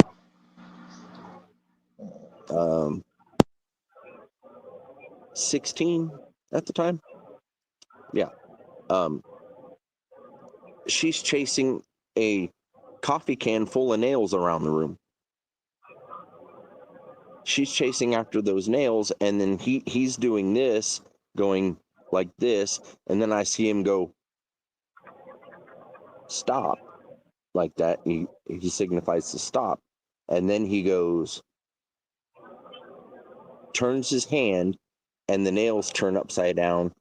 The coffee can full of nails turns upside down with my sister underneath them, and then I wake up. Now, that wasn't the last one, because the next night I go to sleep and nothing happens. I go to sleep, and then I have that dream again where I'm standing at the stairwell with this big demon, and he's trying to coax me down there again. And this time I tell him, no, I'm not going with you because you're trying to take my soul to hell, and you can't, because my soul belongs to God. And I said, as a matter of fact, someday, I hope I get the chance to you. I said, because I'm going to be standing with God when I do it. And what happens? I wake up and I never bothered again.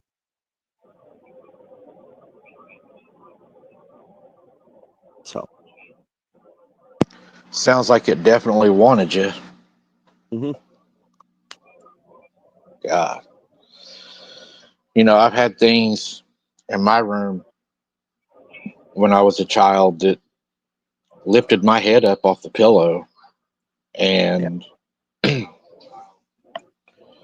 luckily at the time, probably the only thing that saved my mind was I believed in the tooth fairy, and that's what I thought it was. But I mean, if I wouldn't have believed in the tooth fairy at the time, I'd probably be crazier than I am now. But wow. So you never had any trouble with it again or anything, huh? Yeah, not at my grandparents' house.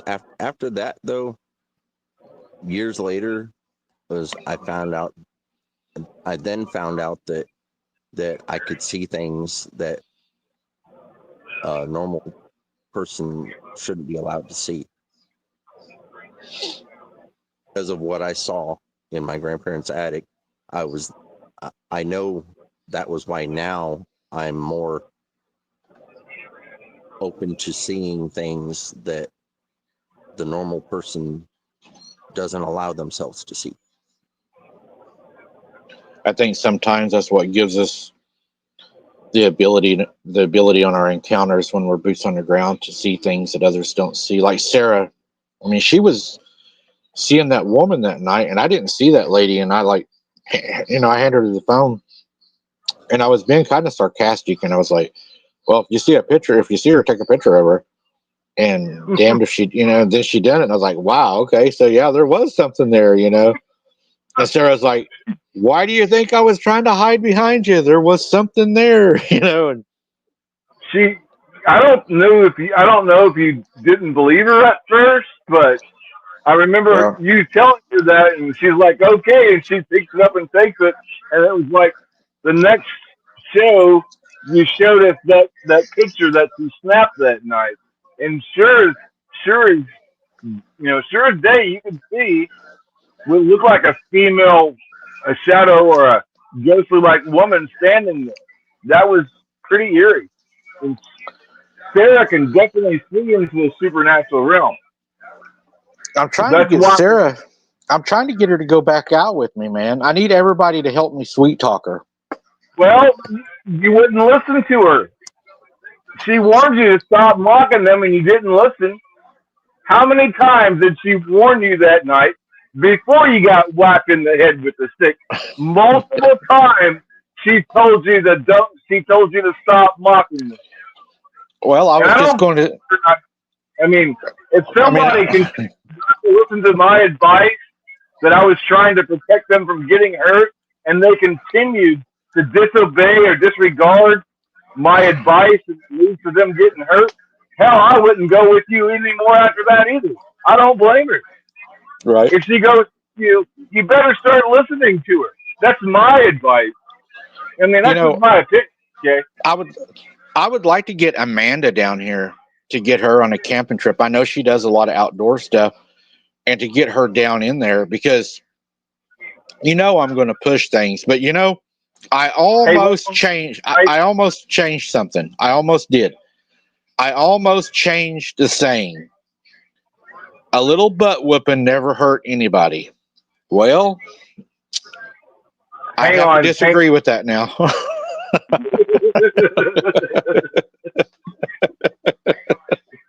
Okay. You self-corrected. I like that. Self-correction is always good, Mike. Yeah. At least I'm learning from the dumb things I do, right? Have you seen these things up close, Mike? The big ones. Have you seen Yes. how you know? Can you imagine what those things could do to you? they could literally pull your arms off like a pinata, and there's nothing you could do about it. No. I remember, dude, that one of the scariest things that I seen when you talk about the size of one, okay? And whenever you talk about the size of one, I think of it as something bigger than what even a big man could be. Now, I've saw the ones that were bigger than my dad. My dad was a big man, but these were bigger and they were thicker, but they were still within the realm somebody could have said that was a really big man out there, okay? Then I have seen the ones that you're like, there's no way in hell that is somebody because it is so large. I mean, Grandpa had a chicken house out back, right? And I'm not saying I was standing side by side, but I was standing 50 yards from this chicken house, right? The chicken house has a 9-foot ceiling in it, 9 foot. Whatever walked up behind that chicken house, mashing down all the weeds and the cattails, it was just looking over the top of the chicken house at us. So, we didn't have to be told twice to go inside, right? I mean, we were ready to go inside. And then, the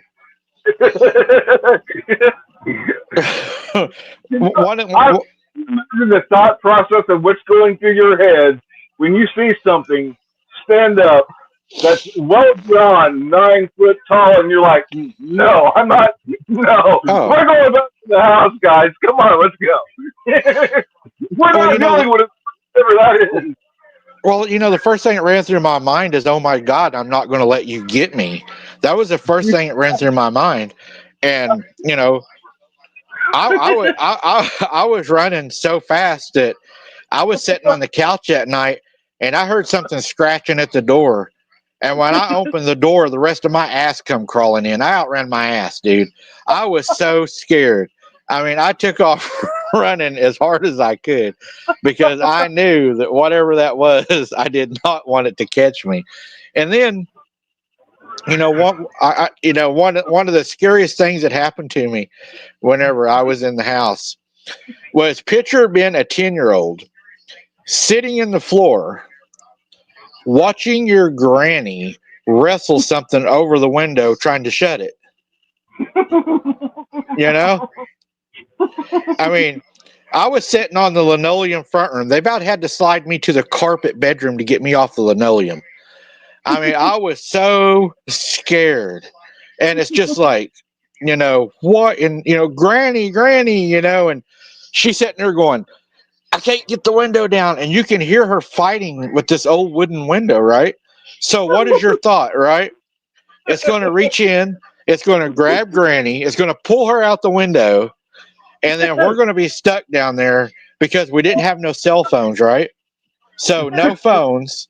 So we're just two little kids stuck down there.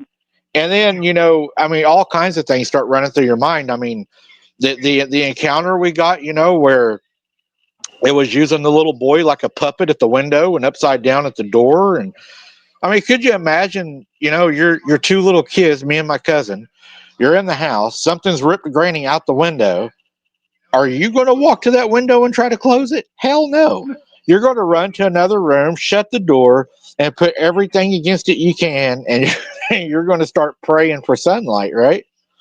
I mean, unless what do you think? Granny's fighting with the cat's trying to keep the window open, or the outside dog. Yeah, that's not normal, Oh. That's not normal, man. That's not normal. Yeah, kids don't. Normal kids don't grow up watching Granny fight a monster outside trying to shut the window.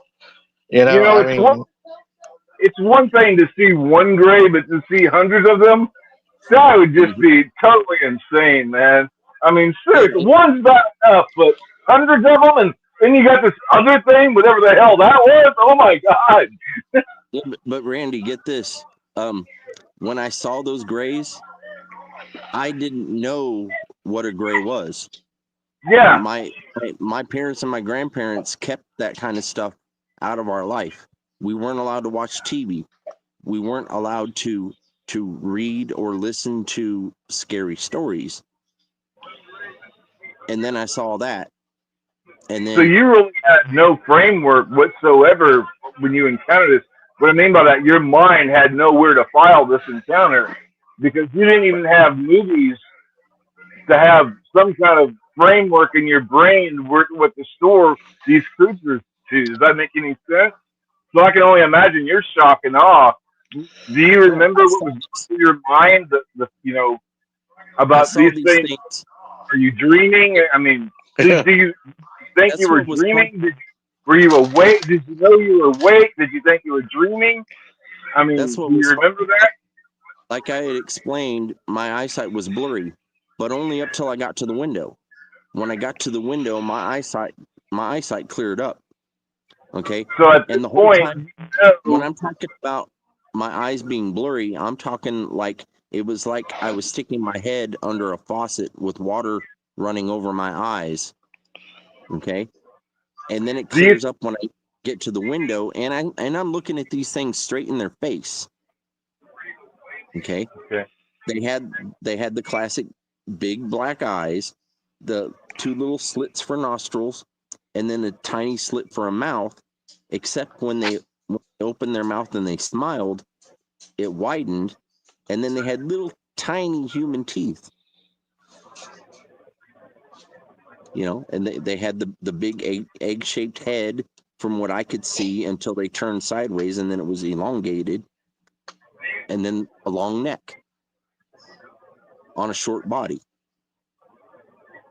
So, and like I said, I saw hundreds of those things all together. I know other people who's had encounters with UFOs and grays in their house, but Yeah. because of what they do, their career wise, they're reluctant to come onto the show and talk about this kind of stuff. But I know people who've had encounters similar to you, and But see, all because kinds of of that, talk about because that of would that, be really interesting if we could get them on here.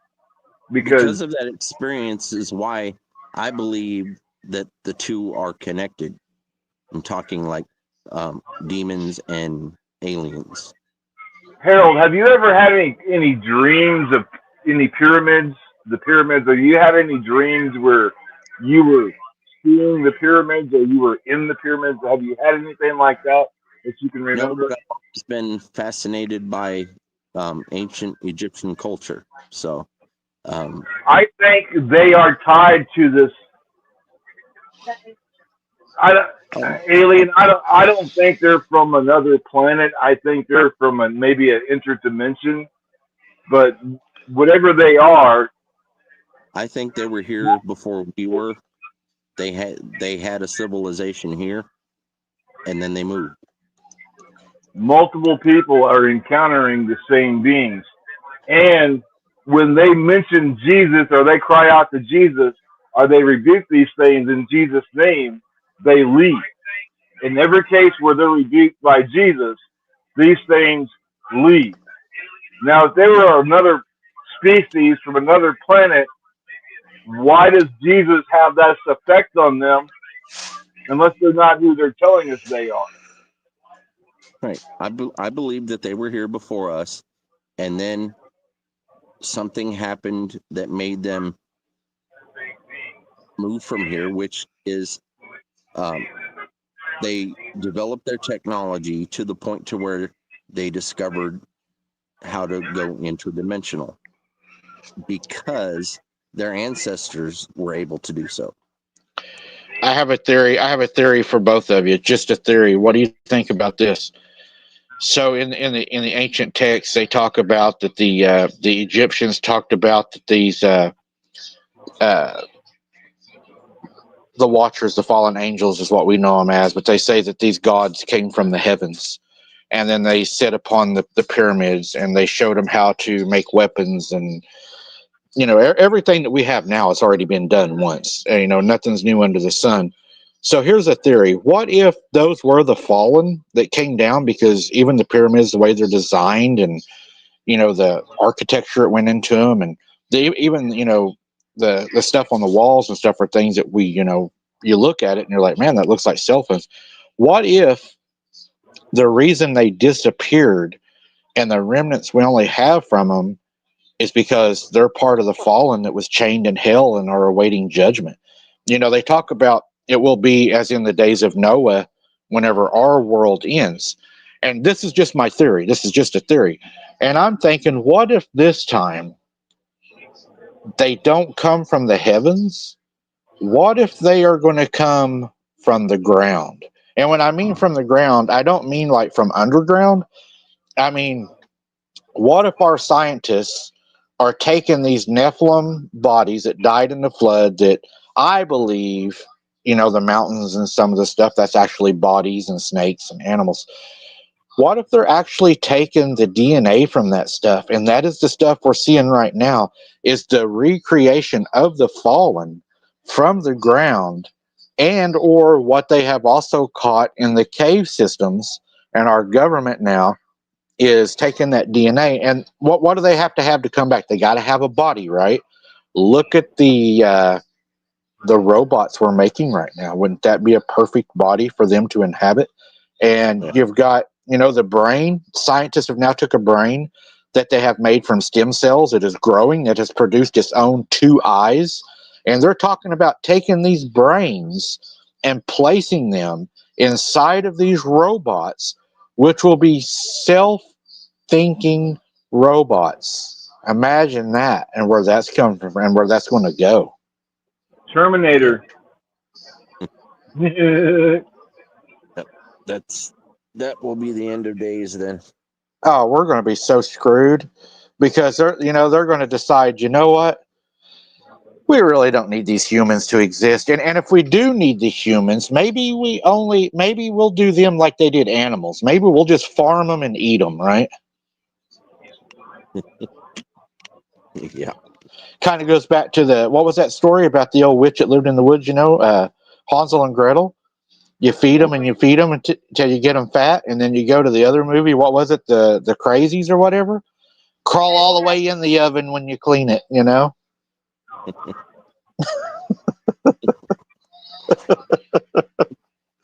Randy, you got to make sure when you clean the oven, you crawl all the way in. I'll let you clean the oven.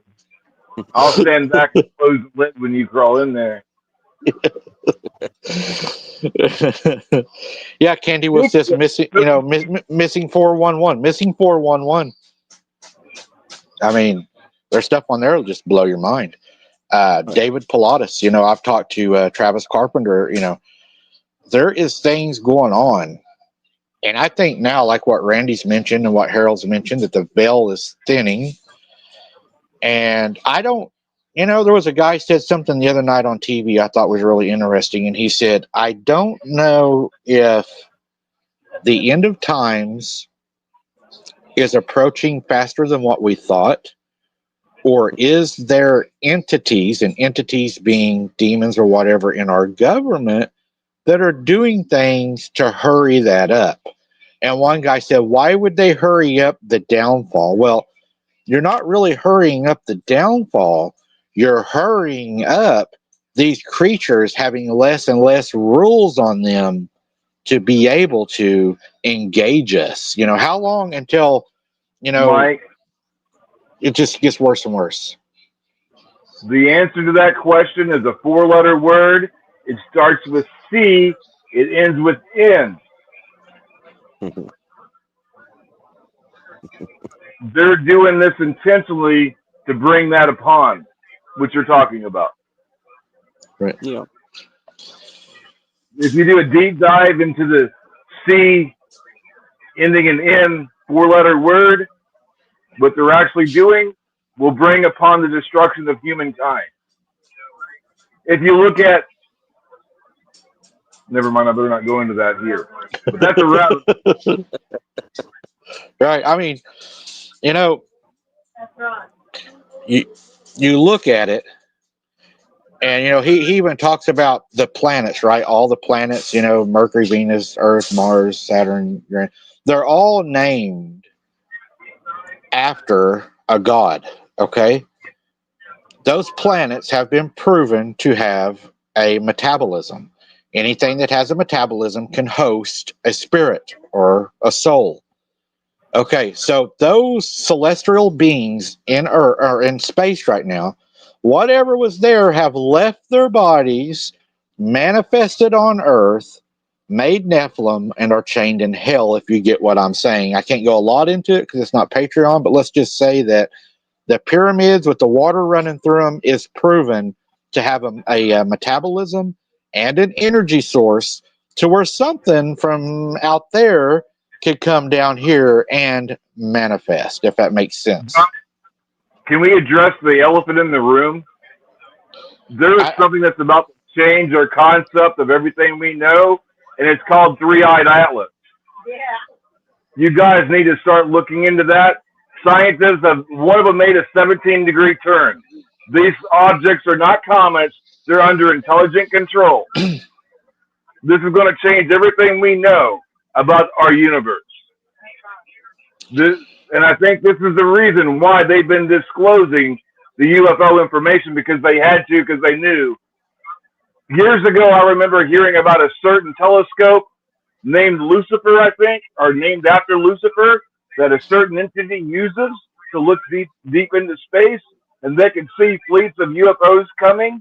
Well, they're getting closer from reports I'm hearing now. And Three-Eyed Atlas is tied into this. So this is life-changing, guys. The world we know is about to change. We're never going back to pre-COVID days. Could it be, Randy, that we're fixing to see things come from the heavens again? Very likely. And Miss Shell could shed a lot of light on this. I'd love to do a rabbit hole with her permission, because we just simply can't talk about. I can't talk about anything that I'd love to have a conversation with her about, because this, I think, would tie right into that. And that would be a really great rabbit hole. I'm not going to share any of her information. She hasn't given me information or permission to, and I'm not going to. But with her information and with these other things going on, it all ties in together. There is something going on. So do I need to schedule a Patreon? Well, I haven't even ran this by her, but she has talked to me about some things. And when you look at all the data, there's something going on. Something is going on. Why else would it? You think the government is releasing information about UFOs because they want to? There's an agenda going here, and you can't trust them. If they're lying to us about werewolves and Bigfoots, can we really trust them on anything else? I think what we should call them. We can't believe a damn thing they tell us, and we can't wait on them. Okay, you cannot wait on the government to tell you anything because they lie to you. Right. Well, maybe we should stop calling them UFOs and start calling them UFDs, unidentified flying demons. No, they're not demons. They're actually creatures. Unfortunately, these things and these crafts aren't demons. They're a real entity. They're like another race of people, but they're not human. They're not spiritual. They're a real living entity. They're like a race of people, but they're not people. They're another race. Like if you watch Lord of the Rings, you've got elves and dwarves. You've got different races of beings. You think that's imaginary? How many races of beings are in the Lord of the Rings movies? We share this earth with many more species other than humans. Oh, yeah. And now they've been able to hide this from us, and now something is happening. Something is changing where we're no longer going to be able to be kept in darkness. The truth, and I do believe God is tired of the lies, and He's shedding the light on the truth, and God is going to show us the truth of the real world we live in. So just stand by, lean towards Him, because it's going to be a hell of a ride, folks. So, do you think that they're actually coming from somewhere else? Is that what you think? Is that what you're? I don't know where they're coming from. Perhaps they could be another dimension. Perhaps they could be. You have to think how long these these things have been here since the fall, since Lucifer fell. He was here before humans. So there's no tellings what was here long before humans were here. There's no tellings what's out there. Whatever it is, they're not our brothers because they dang sure don't look like us. If they look like something that crawls out of the ground, how can it be kin to us? I believe that everything that breathes, everything that bleeds, everything that has a soul, at one point has been or will become spiritual, whether it's in life or after or before. And I think the connection is there. And I think that it has to do with interdimensional.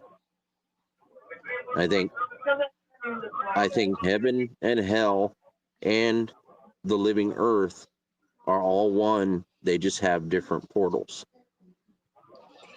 Okay, we're gonna now. Harold said that he's gonna make me say it now. I'm gonna say something. We'll see if we get demonetized on this now.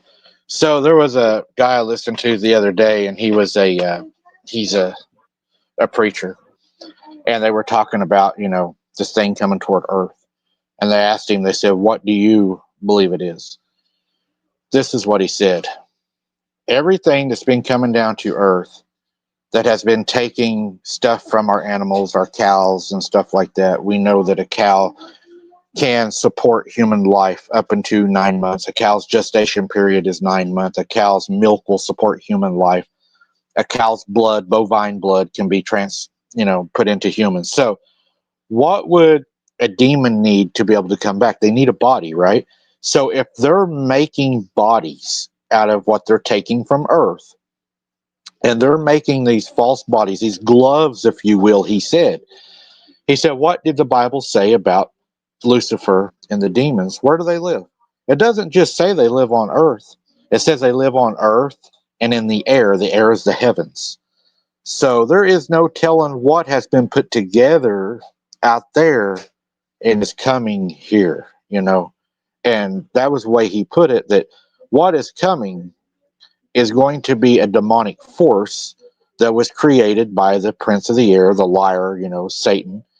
And it's not going to be anything good. But there's going to be a lot of people that's going to go out and they're going to be ready for this. They're going to be saying, "Oh, come, welcome," and everything that them crazy people do.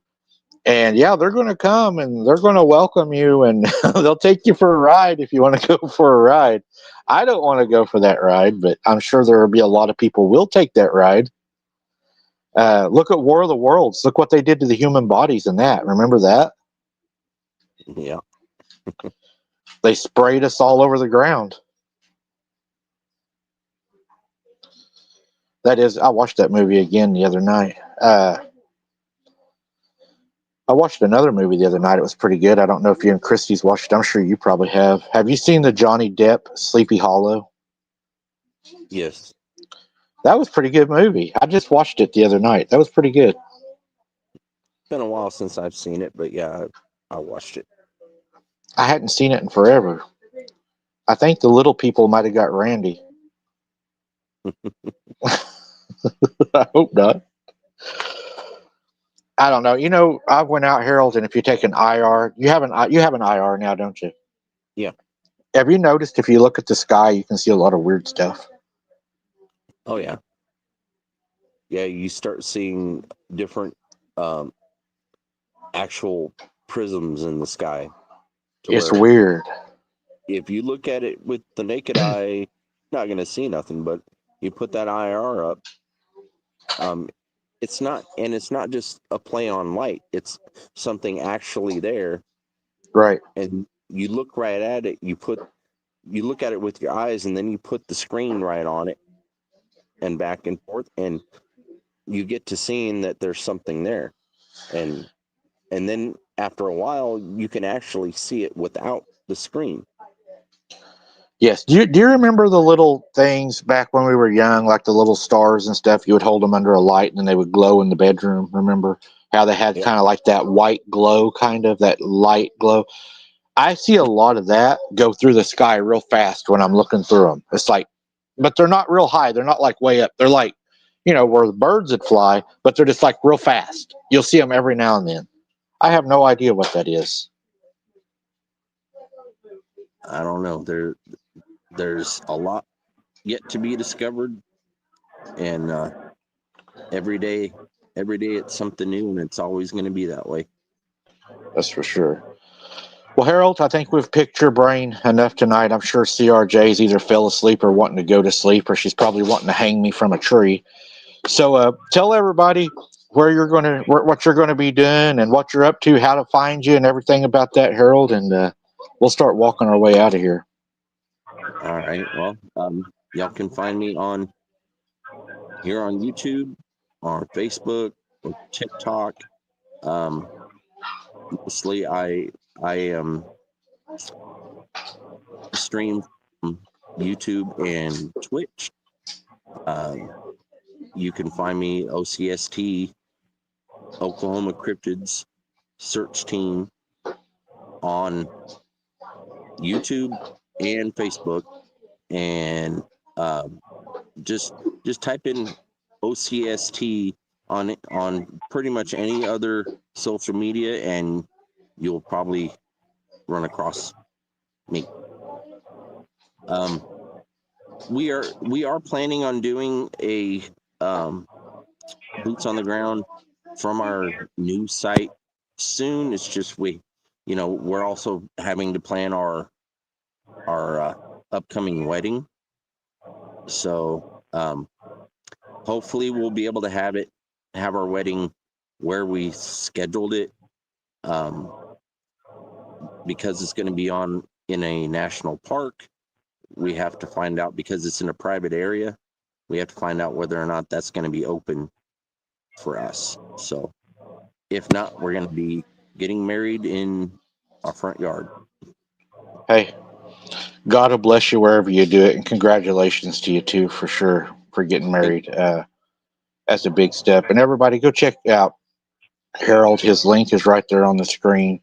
Go check him out. Go subscribe. Go support him.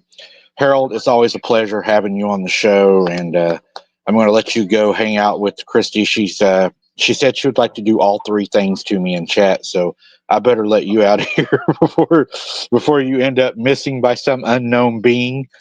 But Harold, thank you for joining us, and we'll have to do it again real soon, man. I always enjoy having you on the show. It's fun as always. Thanks, Randy. Thanks, Mike. All right, Harold. We'll see you later. God bless, man. God bless.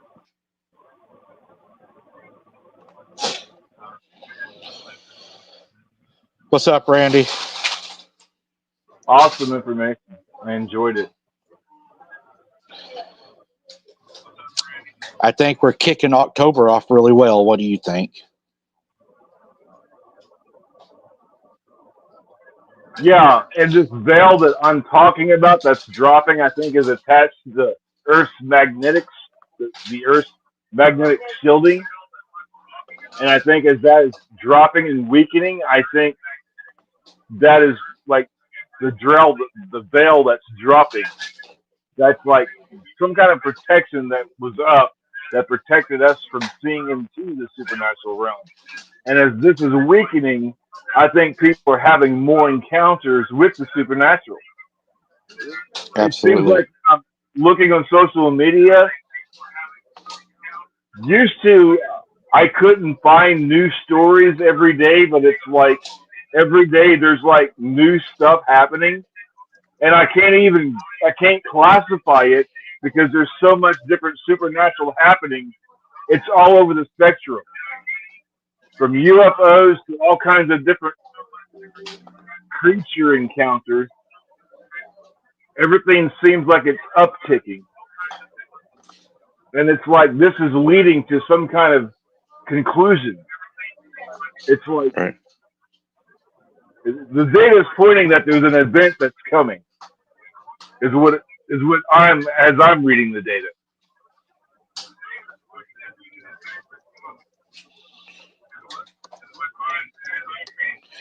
Yeah, I think we're in for a rough ride. It's going to be interesting for sure. But Candy remember, Wolf wants to know our thoughts on something. I missed it, I guess. Candy Wolf. I think I missed it. Candy, if you could repeat your question, we'll do the best we can to answer it. Good night, Silver Bullet. Hello, Teresa. Bernay. Welcome to the show from Washington State. Thank you for joining. Yeah, and if anybody wants to share their story, for sure, come on and send it to us. I agree more and more. Candy Wolf agrees more and more. I guess maybe we didn't miss it. If somebody has a question that we didn't answer, if you would put your question in all caps, and in the future, anytime anyone has a question, please be sure you put your question in all caps. It helps the moderators and Mike helps us to find your question a lot easier. Especially the scroll is moving extremely fast. Yeah, it is flying. I'm not even going to try to scroll through the text to try to find your question. It's moving that fast. Our people rock like that, don't they? Yeah, they do. Again, we couldn't have a show with all the beautiful people here. From the subscribers, the moderators, the members, we thank each and every one of you for joining us tonight. God bless each and every one of you, and God bless your families. And all I can say is just get close to God. He's the only one that can protect us through what we're going to go through this. I agree with Randy. The only way, to the Father is through the Son. That's your only protection. That's it. There is no other way. Amen. Guys, thank you so much for showing up, supporting us, being here with me and Randy. I think me and Randy's going to try to put together a Wide Open Adventures live. There's some stuff we can talk about, hunting and fishing. And if any of y'all would like to join us on any of the Wide Open channels, if you like to hunt, fish, want to share some information on, pretty much anything, we're open to it. We got a lot of new guests coming in. I want to see a series of videos where Michael teaches you what not to do when fishing and camping. Yeah. Whatever you guys do, don't do this when you're out here. And everybody, if you want Sarah to do a show, type Sarah in the chat and say, "Come on, Sarah." Sarah! Tell her, come on down. We do miss Sarah. We do miss her. I wouldn't put up with this idiot either. I mean, he's just completely stupid when he blows you off and doesn't listen to you. I mean, I don't blame you. I wouldn't go with you. We'll try to get her for one more. We'll get her down there on the lake and see if she can still run with them keys. See if she still got it in her. I'd like to see her for Halloween special. That'd be cool if you could get your family out there. That'd be great. I'll have to talk to her and see if she'll do that. If everybody wants to see Sarah for Halloween special, type in Sarah Halloween special and we will work. Hashtag Sarah Halloween special. Hashtag. All right, guys, I'm going to jump off here. Appreciate each and every one of you. We love you guys. God bless. Keep your head on a swivel. Don't be something's dinner. And as always, as Randy says, don't do what I do. Just watch me do it. That way it's a lot safer. We'll see you on the next one. Good night.